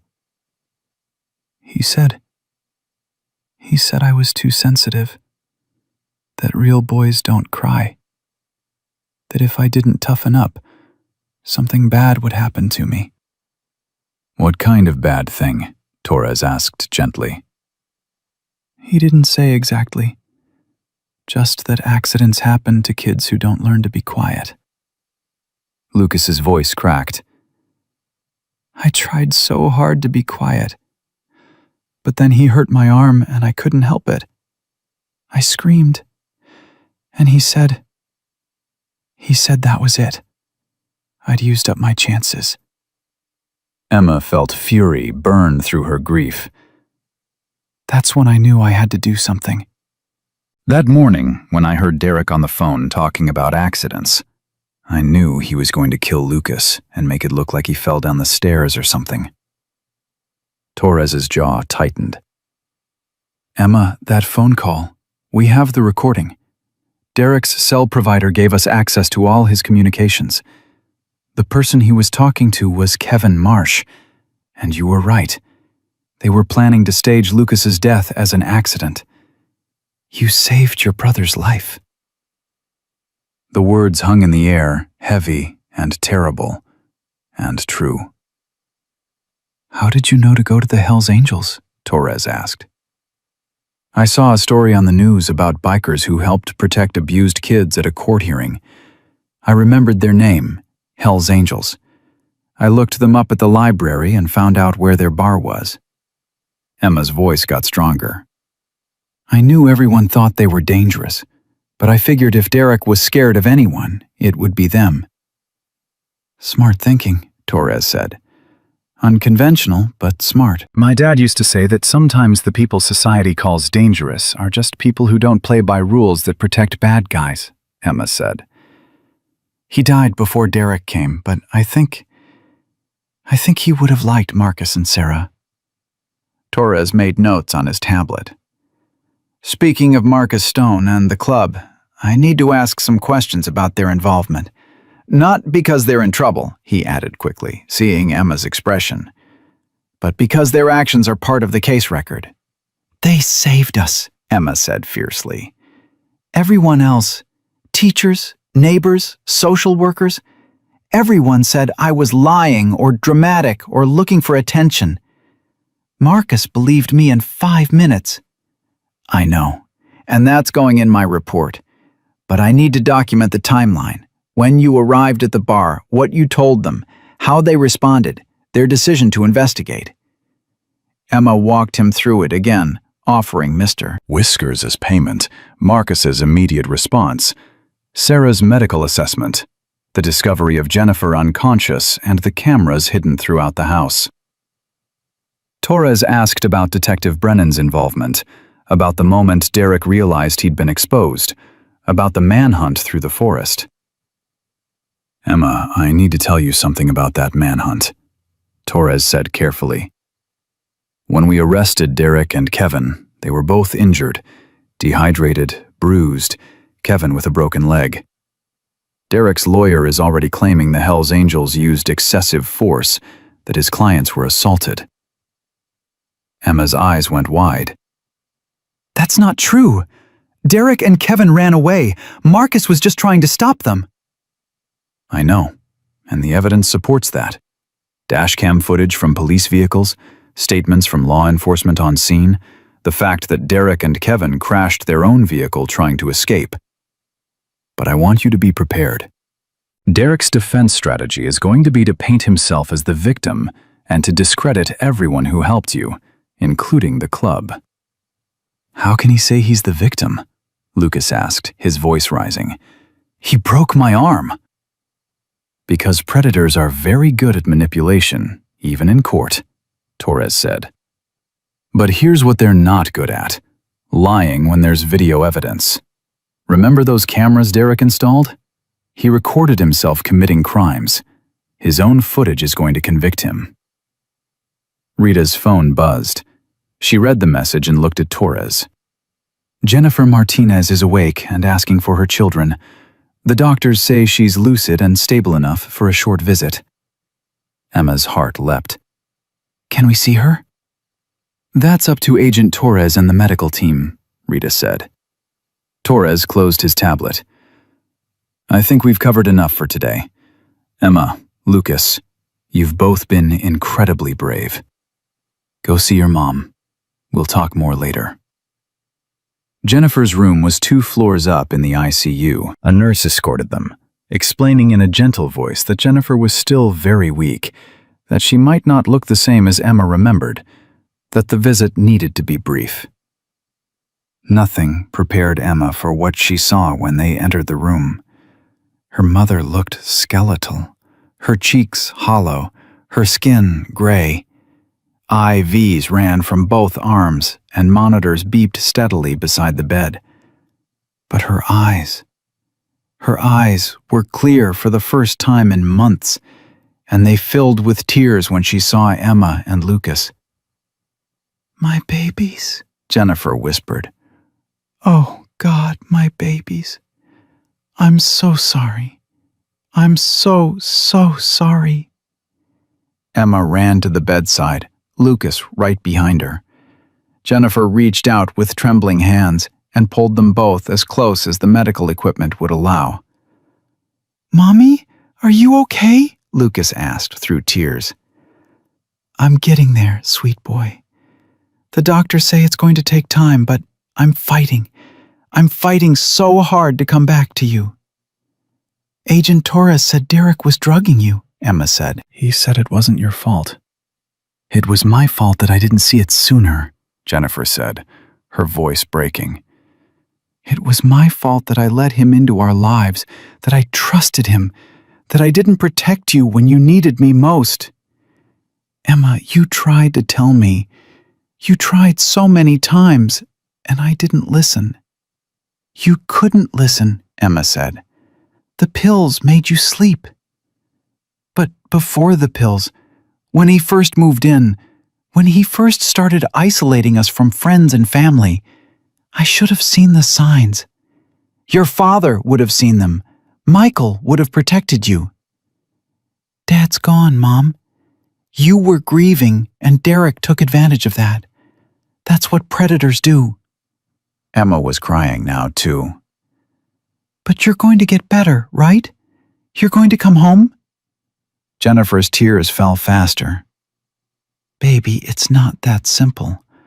The doctors say I was given medications that can cause dependency. I need to go through treatment, therapy, maybe months of rehabilitation." And then social services has to evaluate whether I'm capable of caring for you. "But we're your kids," Lucas said, confused. "You're supposed to take care of us." "And I will, sweetheart. I will. But right now, I need to take care of myself first, so that I can be the mother you deserve. Do you understand?" Lucas nodded slowly, though Emma could see he didn't fully understand. "Where are you staying?" Jennifer asked. "With Sarah and Marcus Stone," Emma said. "They're from the Hellsangels. They're the ones who stopped Derek." Jennifer's expression was complicated. "I heard. The police told me. Emma, I need you to be honest with me. Do you feel safe with them?" "Safer than I felt in months. They're not. They haven't. Mom, they're good people. I know everyone says bikers are dangerous, but they're not. Or maybe they are dangerous, but only to people who hurt kids. They're nice to us. Sarah's making us pancakes tomorrow. Marcus bought Lucas a bunch of comic books. They have 3 bedrooms, and Rita, that's Marcus's wife, she's a nurse, and she knows how to help kids who've been through trauma. Jennifer closed her eyes, and for a moment Emma feared she'd fallen back asleep, but then she opened them again and said, Your father always said that courage comes in unexpected packages. I think he'd be proud of you, Emma. Proud that you were brave enough to ask for help from people everyone else was afraid of. I just wanted Lucas to be safe. And he is. You both are. And when I'm better, when I'm really better, not just pretending, we'll figure out what home looks like, okay? Okay, Emma whispered. A nurse appeared in the doorway. I'm sorry, but we need to keep the visit short. Mrs. Martinez needs to rest. Jennifer kissed both her children's foreheads. I love you both so much, more than anything in this world. And I'm going to spend every day proving that I deserve to be your mother again. You already are our mother, Lucas said simply. Then I'm going to become the mother you deserve, Jennifer amended. They left the ICU with Rita, both children quiet and processing. In the elevator, Lucas asked, Is Mommy really going to get better? She wants to, Rita said, and that's the first step. But Lucas, your mom has a hard road ahead of her. Derek did serious damage, not just with the drugs, but with the psychological control. It's going to take time for her to rebuild her strength and her confidence. What if she can't do it? Emma asked quietly.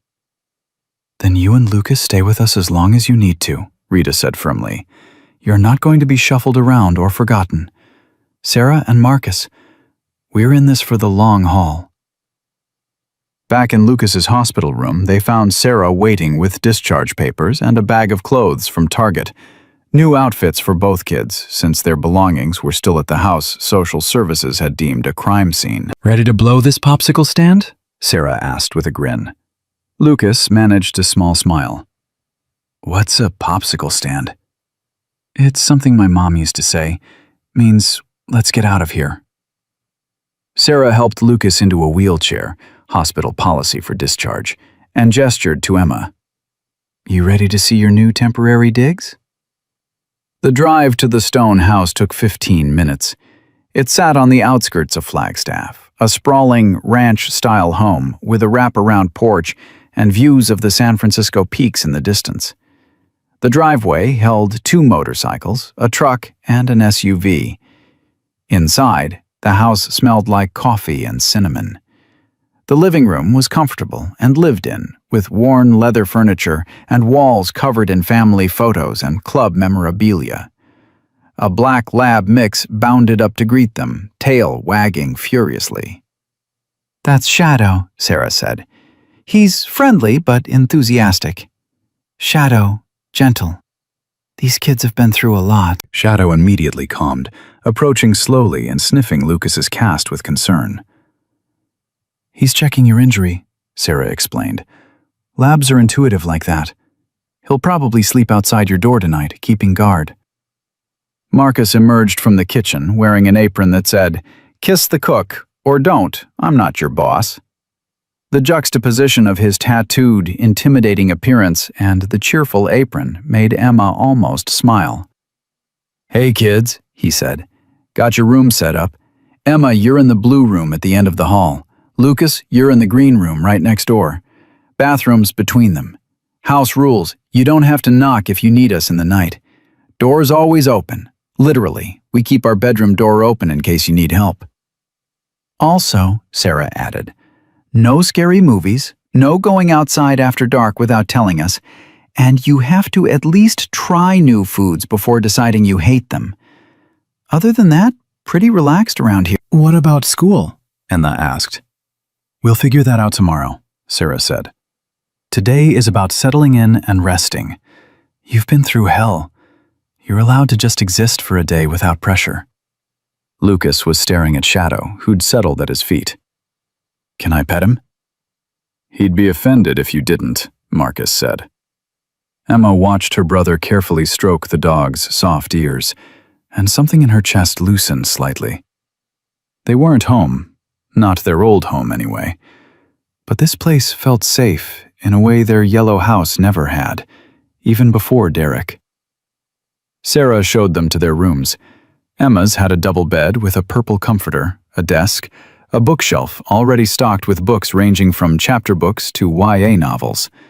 The window looked out over the mountains. Marcus's daughter loved purple, Sarah said softly.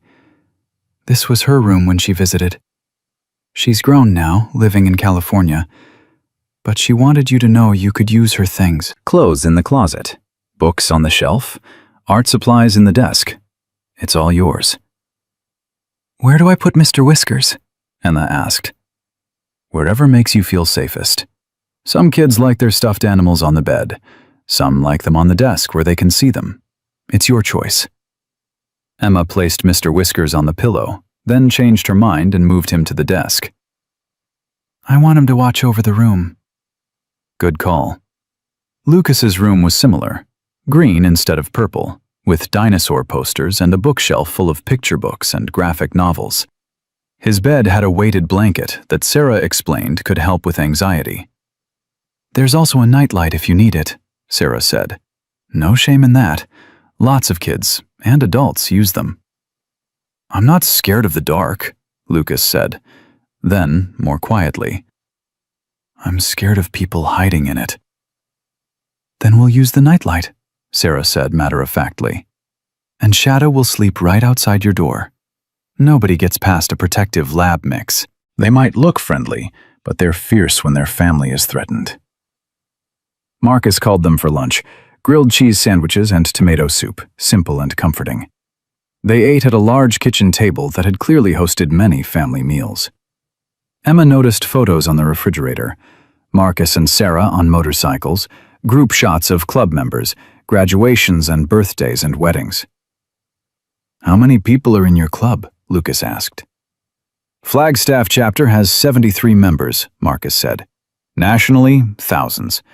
But it's not just about the numbers, it's about the bonds. When you join this club, you're joining a family. We take care of our own, and we take care of people who can't take care of themselves. Like us, Emma said. Like anyone who needs help, Marcus corrected. You're not charity cases. You're family now. There's a difference. After lunch, Sarah suggested quiet time.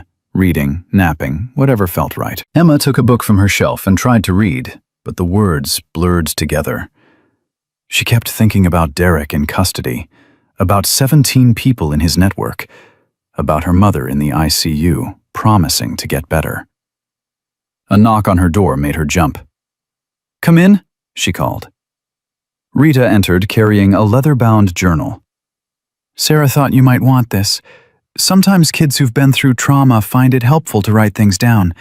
Feelings, memories, whatever comes up. No one will read it unless you want them to. Emma took the journal carefully. What if I don't know what to write? Then you write, I don't know what to write until something else comes. Or you draw. Or you make lists. There's no wrong way to do it. Rita sat on the edge of the bed. Emma, I want to prepare you for something. Tomorrow, you're going to have to go to school.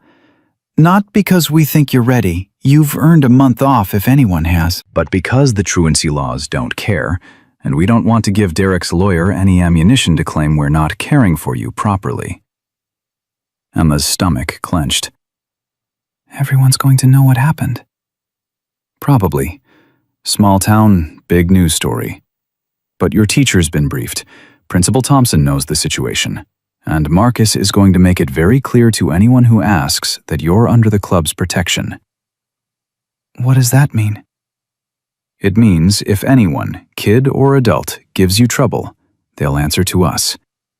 It means you'll never walk into that school alone. It means the club's got your back. Won't that make me seem weak? Like I need protection? Rita's expression was fierce. Emma, needing help isn't weakness. It's human. And accepting help from people who offer it? That's courage. Don't ever let anyone tell you different. That evening, Marcus grilled burgers on the back porch while Sarah made a salad and Lucas helped set the table. It felt almost normal. A family dinner, conversation about nothing important, the dog begging for scraps. But every so often, Emma would catch Lucas staring into space, or she'd see Marcus's jaw tighten when her brother winced, moving his injured arm, and she'd remember that normal was still a long way off. After dinner, Sarah pulled out a board game, Sorry, and they played until Lucas started yawning. Bath time came next, with Sarah helping Lucas maneuver around his cast, and Emma discovering that the bathroom had not just regular shampoo, but fancy stuff that smelled like lavender. When Emma came out of the bathroom in her new pajamas, she found Marcus sitting in the hallway outside Lucas's room. "Just keeping watch," he said quietly. "First night in a new place is always hard. Wanted to make sure you both know someone's nearby." "You don't have to do that," Emma said. "I know. I want to." Emma sat down beside him on the floor. They sat in comfortable silence for a moment before Emma said, "Marcus, Agent Torres said Derek's lawyer is going to try to say you hurt Derek when you arrested him, that you used too much force." Marcus's expression didn't change. "That's his job. Defense lawyers defend. Doesn't matter if their client is guilty as hell. They're supposed to create doubt." "But you didn't hurt him, right? You just stopped him from running?" "Emma, Derek hurt himself when he decided to run through a forest in the dark. He hurt himself when he crashed that van trying to ram through our bikes. Every injury he has is his own fault. But, yeah, his lawyer's going to try to paint us as vigilantes who took the law into our own hands." "Did you?" Marcus looked at her directly. "We tracked him so law enforcement could arrest him safely. We prevented him from disappearing. We made sure he faced justice. If that's taking the law into our own hands, then I'm guilty as charged. But Emma, I'd do it again in a heartbeat.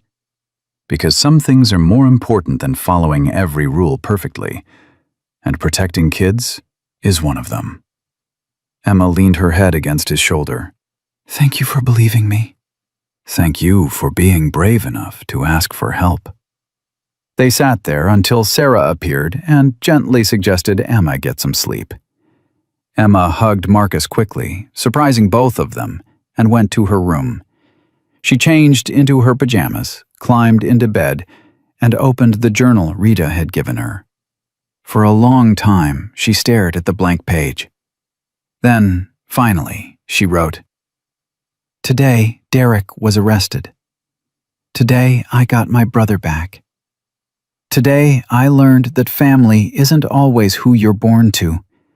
Sometimes it's who shows up when everyone else walks away. Today, for the first time in 10 months, I feel like maybe things are going to be okay." She closed the journal, turned off the light, and fell asleep with Mr. Whiskers watching over her from the desk. Emma woke to voices downstairs. Low, urgent, male. For a moment, panic seized her chest before she remembered where she was. Safe. In Sarah and Marcus's house. Derek was in jail.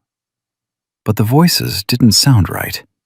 She slipped out of bed and crept to the door, opening it just enough to hear. Marcus was talking to someone, his tone clipped and angry. "How the hell did that happen? You're telling me with all the security at county lockup, Derek Callahan managed to—" Emma's heart stopped. She opened the door wider and padded toward the stairs, staying in the shadows. "Video call with someone on the outside," a male voice finished. Detective Brennan's voice. "We don't know how long the call lasted or what was said. The guard claims he did a routine check and Callahan was on his bunk. By the time they realized he'd used another inmate's smuggled phone, the call was over." "Who did he call?" Sarah demanded. "We're tracing it now." But here's the problem. Kevin Marsh made a similar call 2 hours earlier from the hospital where they're treating his broken leg. We think they were coordinating with someone in the network. Emma's legs felt weak. She sat down on the stairs, gripping the railing. Marcus saw her immediately. "Emma, come down here." She descended slowly, feeling all three adults' eyes on her. Detective Brennan looked exhausted, her red hair pulled back in a messy ponytail, her badge clipped to jeans instead of her usual professional attire. "I'm sorry to come so early," Brennan said. "I wanted you to hear this from me before it hit the news. Derek and Kevin made unauthorized calls from custody. We believe they were warning other members of their network that were closing in." "Does that mean those people will run away?" Emma asked, her voice small. "Some might try. But Emma, we've already arrested 6 of the 17. The FBI's been working around the clock. 3 more are in questioning." "The ones Derek called. We'll identify them soon. The phone companies are cooperating fully." "How did an inmate get a phone into the jail?" Sarah asked, her voice tight. Brennan's expression darkened. "That's under investigation. Someone smuggled it in. Another inmate, a corrupt guard. We don't know yet, but heads are going to roll over this." Marcus poured coffee and slid a mug toward Brennan. "What's the security situation here? If Derek's communicating with people on the outside..." "We've increased patrols in your neighborhood. Unmarked cars, plainclothes officers. And I've put a flag on both Emma and Lucas in our system. Anyone who tries to access information about them, their location, their school, anything, will know immediately." "That's not enough," Marcus said flatly. "It's what I can officially authorize. Unofficially..." Brennan glanced at Emma. "I know the club's got eyes everywhere. I won't tell you not to take your own precautions." Sarah appeared with a plate of toast. "Emma, honey, you need to eat something. School starts in 2 hours." The thought of school made Emma's stomach twist. "Do I have to go? With everything happening?" "Yes," Marcus said, not unkindly, "because we're not going to let Derek's lawyer claim we're keeping you out of school, or that you're too traumatized to testify. You're going to show up, head held high, with half the club escorting you if necessary." "Half the club?" Emma repeated. "Figure of speech. But yeah, you'll have protection. Hawk's going to be there. He volunteers in the school library, totally legitimate. And Chains is a substitute teacher's aide. She'll be in the building." "You've got people everywhere," Emma said, not sure if she was comforted or overwhelmed. "That's the point," Marcus said. "We take care of our own." Brennan finished her coffee and stood. "I need to get back. Emma, one more thing. Derek's bail hearing is tomorrow. The DA's office is confident he'll be denied bail, given the severity of the charges and flight risk. But I wanted you to know in case his lawyer tries something creative." After Brennan left, Sarah guided Emma upstairs to get ready for school. Lucas was already awake, sitting on his bed and staring at his cast. "Did you hear?" he asked when Emma entered. "About Derek making phone calls?" "Yeah." "I'm scared, Emmy. What if the bad people know where we are?" Emma sat beside him. "Then they'll have to go through Marcus and Sarah and 73 hellsangels. And I don't think they're that stupid." Lucas managed a weak smile. "Marcus is really big. And scary looking, which is good for us." Breakfast was pancakes shaped like dinosaurs, Sarah's attempt to make the morning feel normal. Emma appreciated the effort, even if her appetite was gone. Lucas ate 3 pancakes and asked for a 4th, which made Sarah's eyes go suspiciously bright. "That's my boy," she said, loading another onto his plate. "Getting your strength back." At 7:30, 2 motorcycles pulled into the driveway. Emma recognized one of the riders, Hawk, the social worker who'd been at the hospital. The other was a woman Emma hadn't met, stocky and fierce-looking, with short platinum hair. "That's Chains," Marcus said. "Real name's Angela Rodriguez. She's Sarah's cousin, and she's meaner than she looks, which is saying something." "I heard that," Chains called through the open window. And he's not wrong. The drive to school was split between Sarah's truck and the two motorcycles flanking them like security detail. Other parents stared as they pulled into the drop-off lane. Emma saw Mrs. Patterson from their old neighborhood, her face going pale when she recognized Emma.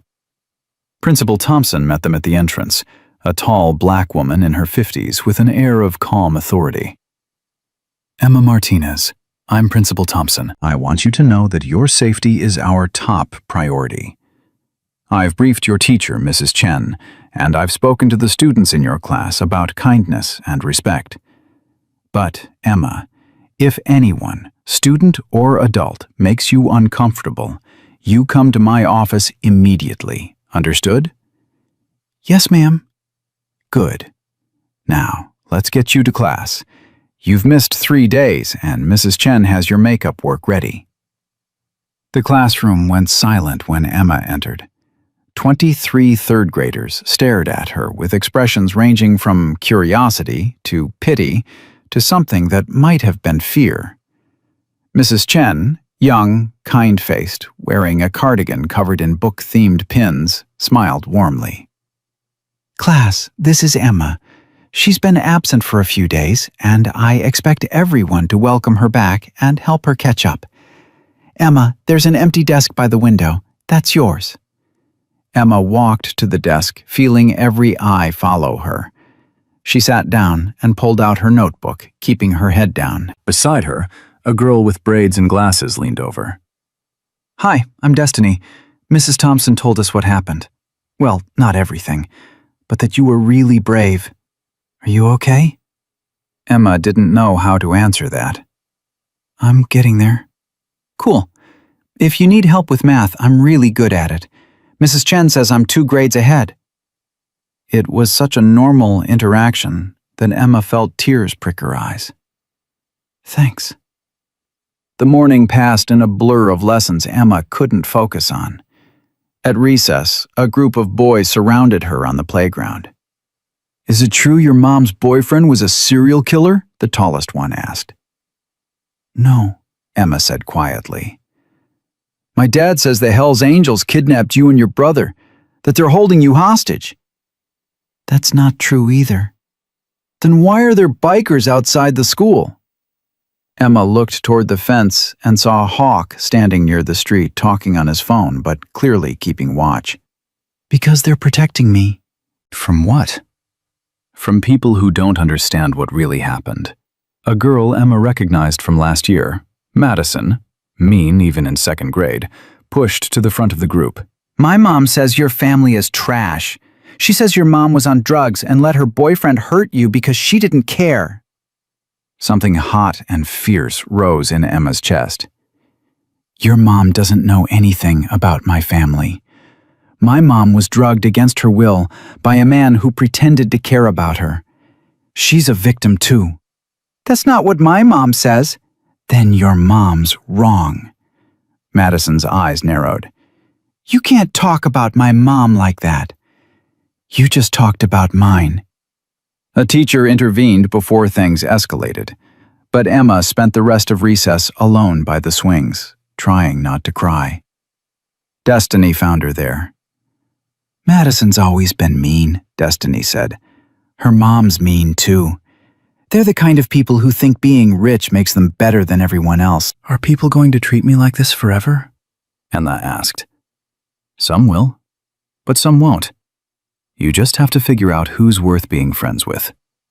Lunch was worse. Emma sat alone at a corner table, picking at her sandwich, when 3 older kids, 5th graders, approached. You're the girl whose mom's boyfriend was a pedophile, right? One of them said. Emma's vision blurred. Go away. Is it true there were cameras in your bedroom? Did he record you? Leave me alone.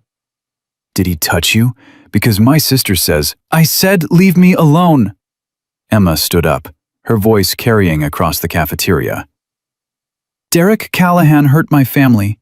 He's in jail now.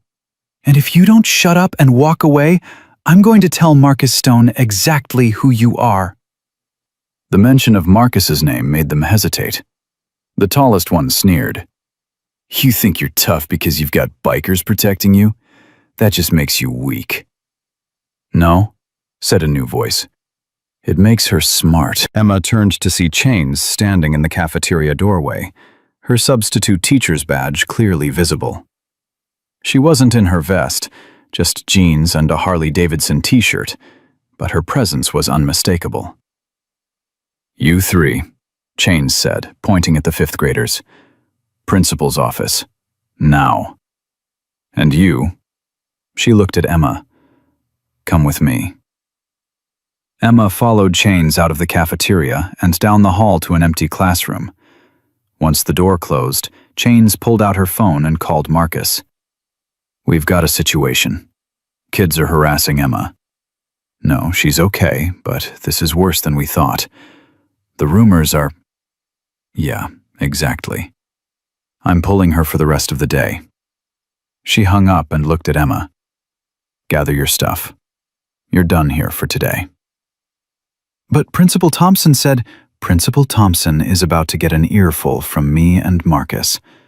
This school failed to protect you, Emma. Those kids didn't come up with those questions on their own. They heard them from parents. And those parents are spreading lies. I can handle it, Emma said, though her voice shook. I know you can. You're tough as nails. But you shouldn't have to. Not today. Not after everything. Marcus arrived within 10 minutes, his expression thunderous. He went straight to Principal Thompson's office. Emma could hear his voice through the door, not yelling, but firm and implacable. A child who's been through hell, and your students are asking her if she was sexually abused? In your cafeteria?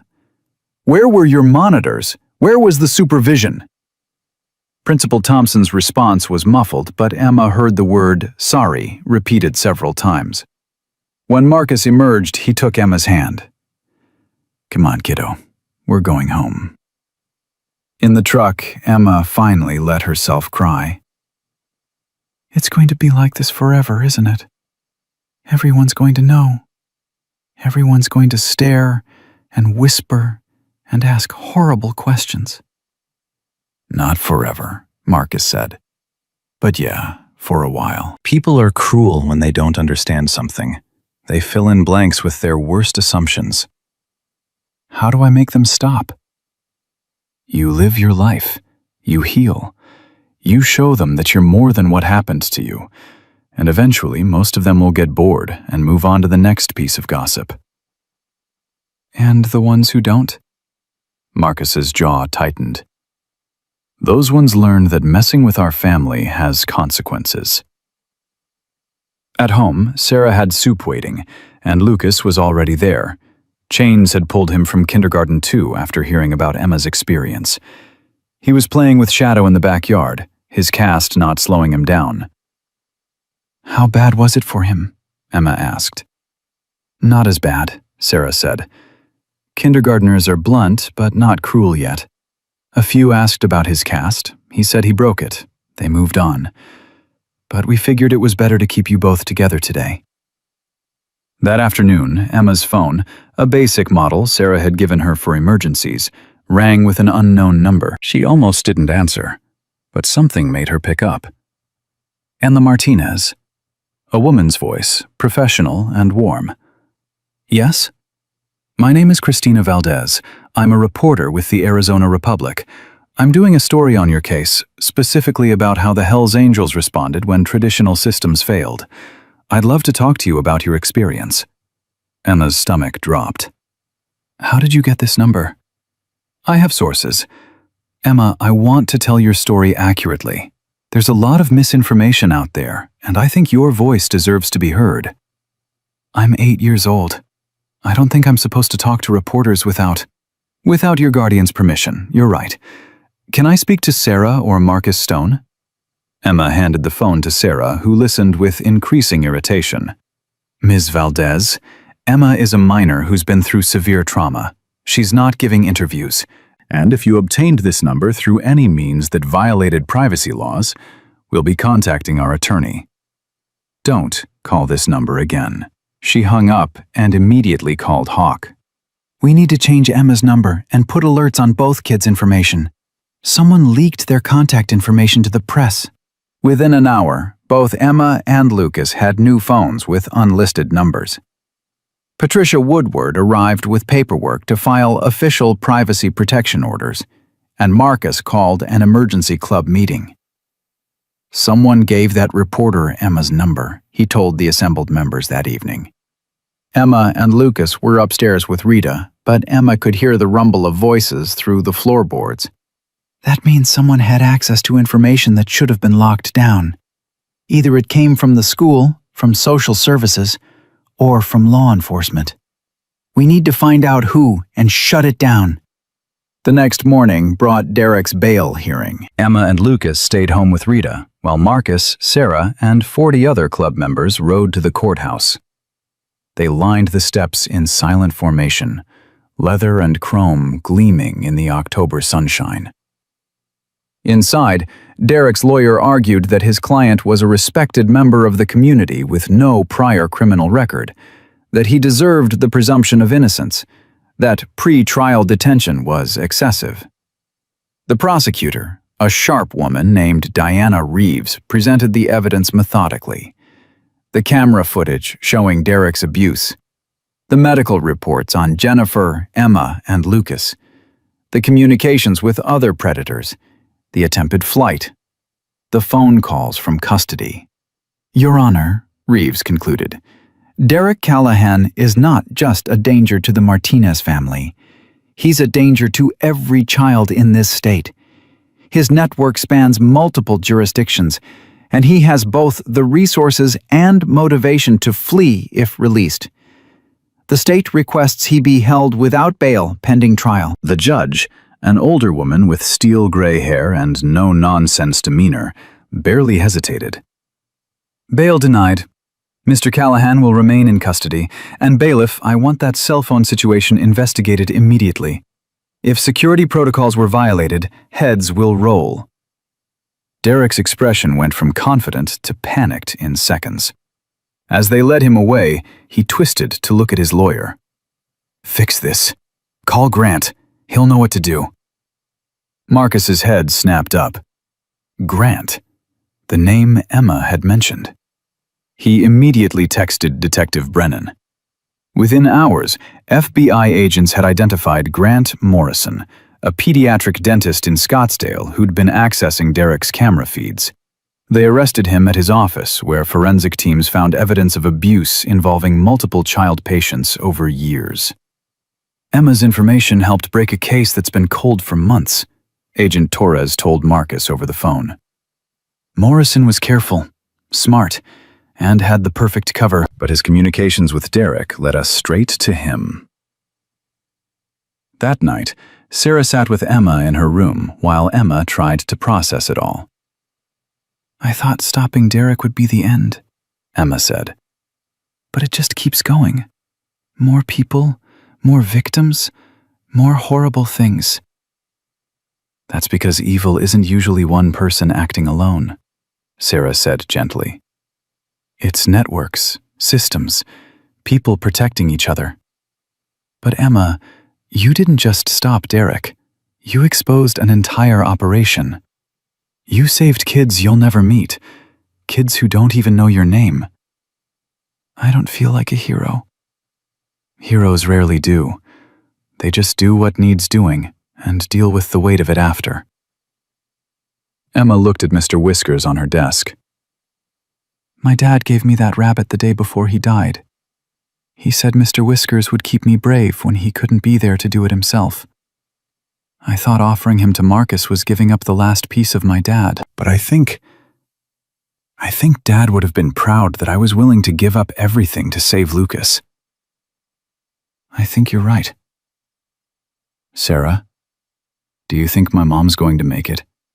Really make it, not just say she will? Sarah was quiet for a moment. I think your mom is fighting the hardest battle of her life. I think she's going to stumble and struggle and have really bad days. But I also think she loves you and Lucas more than anything, And that love is powerful motivation. So yeah, I think she's got a real shot. And if she doesn't? Then you and Lucas have a home here for as long as you need it. That's not a consolation prize, Emma. That's a promise. Downstairs, Emma heard Marcus on the phone, his voice carrying up through the vents. How many more? Okay, tell the Phoenix chapter we're backing their operation 100%. Every resource they need. He paused. Yeah, I know the media's calling us vigilantes. Let them. We sleep fine, knowing we're stopping predators while they're worried about optics. Emma climbed into bed and opened her journal. She wrote, Today I learned that evil is bigger than one person, but so is good. Derek hurt us, but Marcus and Sarah and the whole club are fighting to protect not just me and Lucas, but kids we'll never meet. Dad used to say that courage multiplies. One brave act inspires another. Maybe that's what's happening. Maybe I was brave enough to ask for help, and now other people are being brave enough to fight back. Maybe that's how we win. She closed the journal, turned off the light, and fell asleep to the sound of motorcycles pulling into the driveway. More brothers arriving. More protection. More people refusing to let darkness win. 3 weeks after Derek's arrest, Emma sat in a conference room at the Coconino County Courthouse, surrounded by people who'd become her unlikely family. Marcus and Sarah flanked her on either side. Rita sat behind them with Lucas, who was coloring quietly in a Spider-Man coloring book.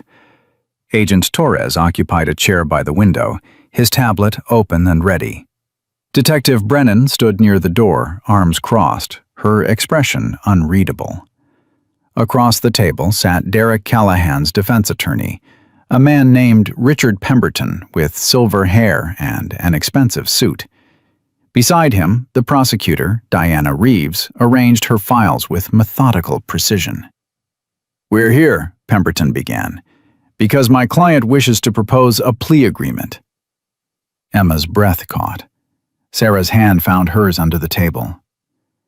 "Derek Callahan is prepared to plead guilty to all charges related to the Martinez family: child endangerment, assault, unlawful imprisonment, distribution of controlled substances, in exchange for the prosecution's recommendation of 25 years with possibility of parole after 15. "Absolutely not," Reeves said immediately. Emma listened to them discuss Derek like he was a problem to be solved, rather than the monster who'd haunted her nightmares for months. She thought about Lucas's broken arm, about her mother still in rehabilitation, about the terror of those final days when she'd believed no one would help. "Can I say something?" Emma's voice was small but steady. All the adults turned to look at her. "Emma, you don't have to," Sarah said gently. "I want to." Emma looked directly at Pemberton. "Derek told me that nobody would believe me because I was just a kid. He said adults always believe other adults, especially ones who look respectable. He was right about that, until I met Marcus and Sarah. They believed me immediately, and now Derek's in jail because of it." Pemberton opened his mouth, but Emma wasn't finished. "You want us to let Derek out in 15 years? I'll be 23. Lucas will be 20. Derek will be in his 50s, still young enough to hurt more kids. And you know what? He will. Because people like Derek don't stop. They just get better at hiding." "Ms. Martinez," Pemberton said, attempting a kind tone, "I understand your anger, but—" "You don't understand anything," Emma said, her voice stronger now. "You're defending someone who planned to kill my brother, who kept my mother drugged so she couldn't protect us, who shared videos of us with other pedophiles. And you want me to agree to let him out early? No. I want him in prison for the rest of his life. I want every single person in his network in prison. And I don't care how long it takes." Reeves smiled grimly.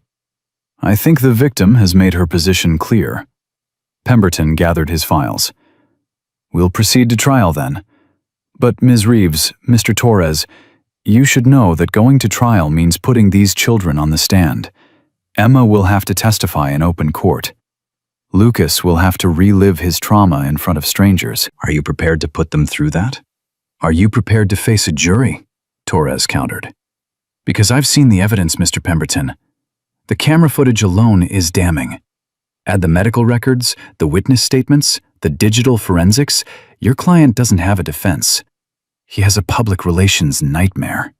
We'll see, Pemberton said, and left. After he was gone, Reeves turned to Emma. You were very brave just now. But Emma, he's right about one thing. If we go to trial, you'll have to testify. That means sitting in a courtroom with Derek present, answering questions from his attorney, having your whole story picked apart by someone trying to make you look unreliable. It's going to be hard. I can do hard, Emma said. Hard is living with Derek. Hard is watching my brother get hurt and not being able to stop it. Hard is walking into a biker bar with nothing but a stuffed rabbit and hoping someone will listen. Testifying? That's just telling the truth. I'm good at that. Marcus squeezed her shoulder. That's our girl. The trial was set for January, 3 months away. In the meantime, life developed a new rhythm.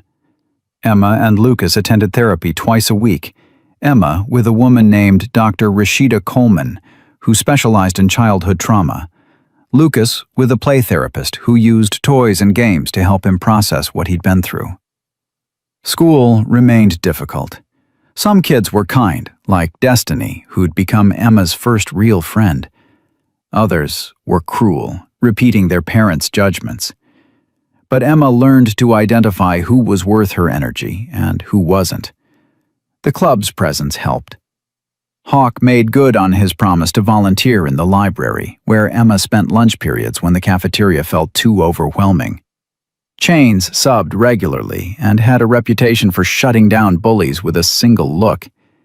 And twice, when kids followed Emma home from school calling names, they'd found Marcus waiting at the corner, arms crossed, silent. The kids never followed her again. Jennifer's recovery was slower, more complicated. Emma and Lucas visited her twice a week at the rehabilitation center, where she'd transferred after leaving the hospital. Some visits were good. Jennifer would be alert, engaged, apologizing and promising and fighting. Other visits were hard, when the cravings or the guilt overwhelmed her and she could barely speak. Is Mom going to be okay? Lucas asked after a particularly difficult visit where Jennifer had cried the entire hour. She's trying, Emma said. That's what matters. But what if trying isn't enough? Emma didn't have an answer for that. November brought Derek's preliminary hearing. The courtroom was packed. Club members, media, other families whose children had been victimized by members of Derek's network. Emma and Lucas didn't have to testify yet, but they sat in the front row with Sarah and Marcus, watching Derek in his orange jumpsuit, wrists and ankles shackled. He looked smaller than Emma remembered, less dangerous. But when his eyes found hers across the courtroom, the hatred in them was unmistakable. She stared back, refusing to look away, until he finally dropped his gaze. "Good," Marcus whispered. "Don't give him power over you." The judge reviewed the charges, 17 counts related to Emma and Lucas alone, dozens more related to other victims, federal charges that carried mandatory minimums totaling several lifetimes. Pemberton argued for dismissal of several charges based on technicalities. The judge denied every motion. "Trial proceeds as scheduled," she announced. "January 15th. Mr. Callahan, you'll remain in custody without bail." As they led Derek away, he twisted toward his lawyer and hissed something Emma couldn't hear. But she saw Pemberton's face go pale, and she wondered what threat Derek had just made. That night, Agent Torres called Marcus. Emma was supposed to be asleep, but she'd crept to the top of the stairs to listen. "We arrested number 17, Torres said, his voice carrying through the quiet house. "Malcolm Chen, high school guidance counselor in Mesa. Derek's communications led us to him. The man had access to vulnerable teenagers for 20 years, Marcus. 20 years of kids coming to him for help, and he—" Torres's voice broke. "We found evidence of at least 30 victims." "Jesus," Marcus breathed. Derek's network wasn't just about abuse. It was about identifying and grooming victims, then sharing them. Chen would identify vulnerable kids, ones with family problems, ones who were isolated, and he'd pass that information to Derek and the others. They had a whole system. Emma felt sick. She'd stopped Derek from hurting her and Lucas, but how many other kids had been hurt before she'd found the courage to speak up? "Emma can't know about this," Marcus said firmly. "She already carries too much guilt for things that aren't her fault." Agreed, but Marcus, she's going to be called as a witness in multiple trials, not just Derek's. The prosecutor wants her testimony to establish the network's MO. She's the one who got away and exposed them. That makes her testimony incredibly powerful. It also makes her a target. We're aware. FBI's recommended she and Lucas enter witness protection after the trials. Emma's blood ran cold. Witness protection meant leaving. Leaving Flagstaff. Leaving Sarah and Marcus. Leaving the only safety she'd found. "No," Marcus said, and Emma silently thanked him. "Those kids have been through enough. They're not being uprooted again because predators might hold grudges. We'll protect them."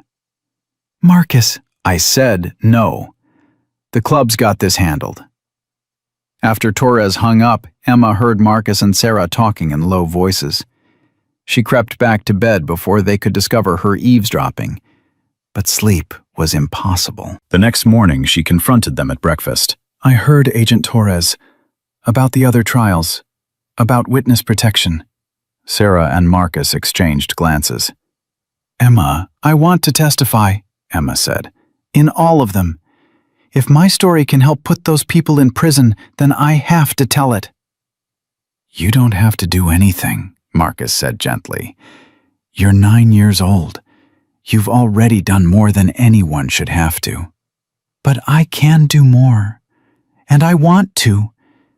Because somewhere out there, there are kids like me and Lucas who are too scared to speak up.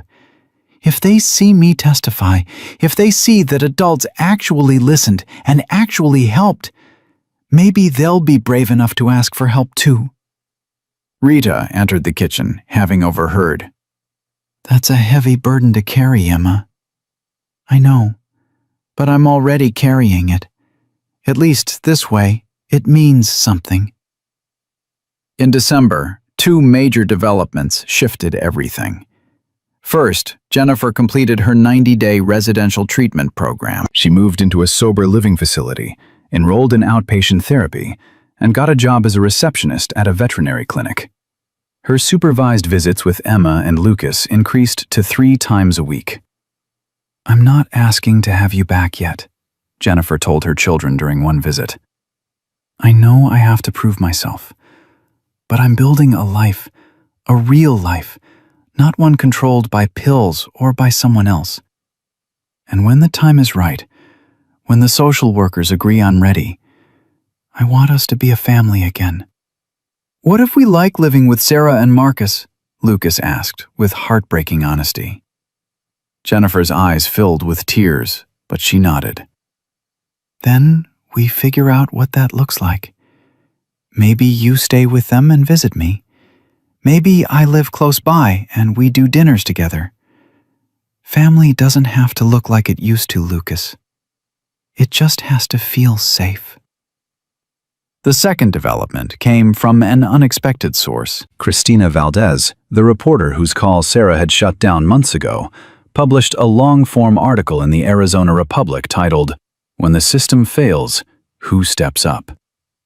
The piece detailed Emma's case without sensationalizing it, interviewed law enforcement about the club's cooperation, and included statements from other families the Hells Angels had helped over the years. It painted a nuanced picture of a misunderstood organization that filled gaps left by overworked social services and under-resourced police departments. The article went viral. National news picked it up. Suddenly, the narrative shifted from biker gang involved in child welfare case to unlikely heroes expose child predator network. Interview requests flooded in. Marcus turned down all of them. "We're not doing this for publicity," he told reporters who showed up at the Devil's Den. "We did it because a little girl asked for help, and we're not the kind of people who turn away when kids are in danger." But one interview request was different. It came from the National Center for Missing and Exploited Children, asking if Emma would be willing to participate in a training video for law enforcement about believing child victims. "You don't have to," Sarah said when they discussed it. "I want to," Emma replied. "If it helps even one cop believe a kid who needs help, it's worth it." They filmed it in January, a week before Derek's trial. Emma sat in a comfortable chair, Agent Torres beside her, and spoke directly to the camera. "My name is Emma Martinez. I'm 9 years old. When I was 8, my mother's boyfriend was abusing me and my little brother. I told my teacher, I told my neighbor, I called Child Protective Services. Nobody believed me because Derek looked normal, and I was just a kid. So I walked 2 miles to a biker bar and offered them my most precious possession, a stuffed rabbit my dad gave me before he died, if they would protect my brother. They believed me immediately. They acted immediately. And because of that, my brother is alive, and 17 predators are behind bars." She paused, looking directly into the camera. "If a child tells you they're being hurt, believe them. Don't wait for perfect proof. Don't assume they're exaggerating. Don't choose comfort over courage. Believe them, help them, and act immediately. Because the 5 minutes it took Marcus Stone to believe me saved my life. And it could save other lives too." The video became required viewing for CPS workers across Arizona and was eventually adopted by agencies in 12 other states. Derek's trial began on January 15th, the courtroom hushed and tense. Emma testified on day 3, her voice steady as she recounted every detail. Derek's attorney tried to rattle her, suggesting she'd been coached, implying she'd exaggerated for attention, questioning whether Derek's actions were really as bad as she claimed. Emma never wavered. When Pemberton showed her a photo of Derek before his arrest, clean-cut, smiling, respectable, and asked, "Does this look like the face of a monster?" Emma replied calmly, "Monsters don't look like monsters. That's how they get away with it for so long. Derek looked like someone who'd help you carry groceries. He was good at pretending. But I saw what he did when he thought no one was watching. And I'm telling you the truth about it." Lucas testified in a closed session with only the judge, attorneys, and a court-appointed advocate present. His testimony lasted 20 minutes. 20 minutes describing things no 5-year-old should have experienced. Jennifer testified too, her voice shaking but determined as she described Derek's systematic isolation, the pills he'd convinced her to take, the way he'd weaponized her grief over losing Michael. "I failed my children," she said. "I let my pain make me vulnerable, and Derek exploited that. But my children didn't fail. They survived despite me, and I'm spending the rest of my life making sure I deserve them." The club's testimony was powerful. Marcus described Emma's arrival at the Devil's Den, her desperation, her courage. Sarah detailed the medical evidence. Detective Brennan explained how the club's actions had directly led to breaking the entire network. When Pemberton tried to paint the club as vigilantes who'd taken justice into their own hands, Marcus smiled coldly. We tracked Derek so law enforcement could arrest him safely. We documented abuse so social services could remove the children from danger. We operated within the law while doing what law enforcement couldn't do fast enough: protect 2 kids who were running out of time. If that makes us vigilantes, then I'm guilty as charged. The jury deliberated for 3 hours. They found Derek Callahan guilty on all counts, federal and state. The judge scheduled sentencing for March. In the hallway afterward, Emma saw Derek's parents for the first time. His mother was crying, his father stone-faced. They approached Jennifer, who stood with Emma and Lucas. "This is your fault," Derek's mother spat. "You seduced my son, got him involved with your troubled children, and then turned him in when he tried to help you." Jennifer stood straighter. "Your son drugged me, abused my children, and planned to murder my 5-year-old. The jury just confirmed that. I'm sorry you raised a monster, but that's not my fault. It's his." Marcus stepped between them before Derek's father could respond. "This conversation is over. You need to leave." "You," Derek's father said, jabbing a finger at Marcus. "You destroyed my son's life." "No," Emma said, stepping forward. "Derek destroyed his own life by hurting kids. Marcus saved mine." Security escorted Derek's parents out. Emma watched them go, feeling something release in her chest. Derek's conviction was real. He couldn't hurt anyone anymore. Sentencing came in March, on a day when spring was just beginning to touch Flagstaff's high desert. The courtroom was packed again: victims, families, club members, media. Emma and Lucas sat with Sarah and Marcus holding hands. Derek stood before the judge, his orange jumpsuit wrinkled, his face haggard. When asked if he had anything to say, he spoke in a flat monotone. "I made mistakes. I hurt people I cared about. I accept responsibility." It was the most hollow apology Emma had ever heard. The judge clearly agreed. "Mr. Callahan," she said, her voice cutting, "you didn't make mistakes. You orchestrated systematic abuse of vulnerable children. You drugged a grieving widow to maintain control over her family. You planned the murder of a 5-year-old child. You shared footage of abuse with other predators, facilitating a network that harmed dozens of children across multiple states. You have shown no genuine remorse, only self-pity at being caught." She paused, letting the words settle. "This court sentences you to 8 consecutive life sentences without possibility of parole on the federal charges, plus 140 years on state charges. You will never breathe free air again." Emma felt Lucas squeeze her hand. Across the aisle, Jennifer was crying. Not sad tears, but relief so profound it manifested as sobs. In the back of the courtroom, 70 hellsangels sat in silent witness. As they led Derek away, he looked back one final time.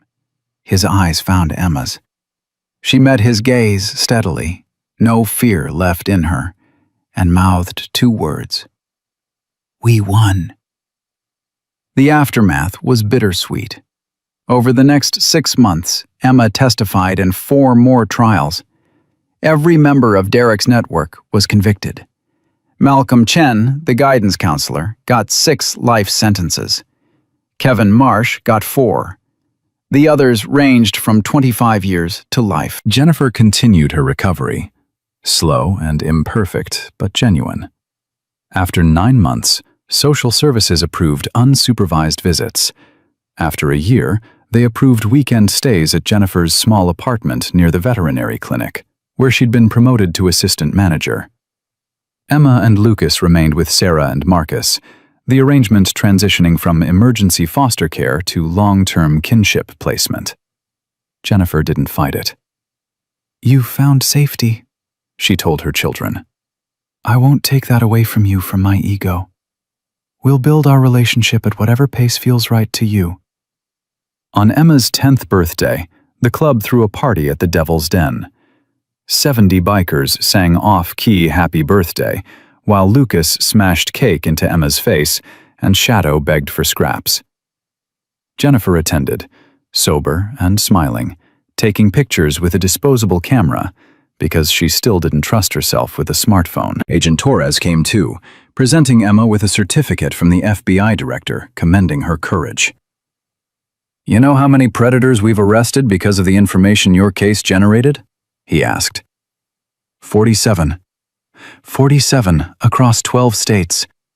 All because one little girl was brave enough to walk into a bar and ask for help. "I had a good teacher," Emma said, looking at Marcus. Later, as the party wound down, Emma stood on the Devil's Den's porch with Mr. Whiskers, still threadbare, still precious, and looked out at the motorcycles lined up in the parking lot. A year ago, she'd stood in this exact spot, terrified and desperate, offering everything she had in exchange for her brother's safety. Now, she stood here as family, protected and believed and loved by people society had taught her to fear. Sarah joined her on the porch. "What are you thinking about?" "How different everything is. How scared I was that day I came here. How Derek said nobody would believe me because I was just a kid. But someone did believe you." A lot of someone's." Emma looked up at Sarah. "Do you think other kids know they can ask for help? That there are people who will actually listen?" "Some do, some don't. That's why your testimony video is so important. That's why every time you speak up, you give other kids permission to do the same." Emma nodded slowly. "Then I'll keep speaking up, for as long as it helps. That's what heroes do." "I'm not a hero. I was just scared and out of options." "Emma, courage isn't the absence of fear. It's acting despite it. You were terrified, and you walked through that door anyway. You offered your most precious possession to strangers because you loved your brother more than you feared the unknown. That's heroism in its purest form." Inside, Lucas was demonstrating his cast-free arm, healed now, strong now, by arm wrestling with Hawk and winning. Jennifer was laughing, actually laughing, at something Rita had said. Marcus was telling a story to a group of younger members about the night they'd tracked Derek through the forest, embellishing details to make it more dramatic. This was family now. Not the family Emma was born into, though that was healing too. But the family she'd found when she was brave enough to ask for help from the least likely people. Emma thought about Derek, serving 8 life sentences in a maximum security prison, his network dismantled, his victims finally believed. She thought about the 47 other predators behind bars. She thought about the children who'd been saved because she'd spoken up. And she thought about all the children who were still out there, scared and hurting, wondering if anyone would believe them, if anyone would help. "Sarah," Emma said quietly, "when I'm older, when I'm grown up, I want to do what you and Marcus do. I want to help kids who don't have anyone else." "You already are helping them, sweetheart. Every time you testify, every time you tell your story, you're showing them it's possible to survive and to fight back." "I want to do more." Sarah smiled. "Then you will. You've got time to figure out what that looks like. But Emma, whatever you do, wherever you go, you'll always have family here. The club doesn't forget its own." Marcus appeared in the doorway. "Emma, Lucas is demanding you come referee a pool game. He says Hawk's cheating." "Hawk is cheating," Chains called from inside. I saw him move the cue ball. Emma laughed, genuine, unforced laughter that would have been impossible a year ago, and followed Marcus back inside, where her brother and her found family waited, where she was safe and believed and loved, where a little girl's desperate courage had grown into something bigger than anyone could have imagined. Because sometimes heroes wear leather and ride motorcycles. Sometimes courage looks like an 8-year-old clutching a stuffed rabbit and walking into the place everyone else fears. Sometimes family is chosen, forged in crisis, and stronger than blood. And sometimes, when society's systems fail, the people everyone calls dangerous are the ones who save the day, not for recognition or reward, but because protecting children is what real strength looks like, and because every child deserves someone who'll believe them when they whisper the truth that no one else wants to hear. Derek Callahan had been wrong about one thing. Emma Martinez wasn't just a kid whose word meant nothing. She was the girl who took down an empire of predators with nothing but the truth and the courage to speak it. And she'd done it by trusting the people the world had taught her to fear, proving once and forever that courage wears the most unexpected faces.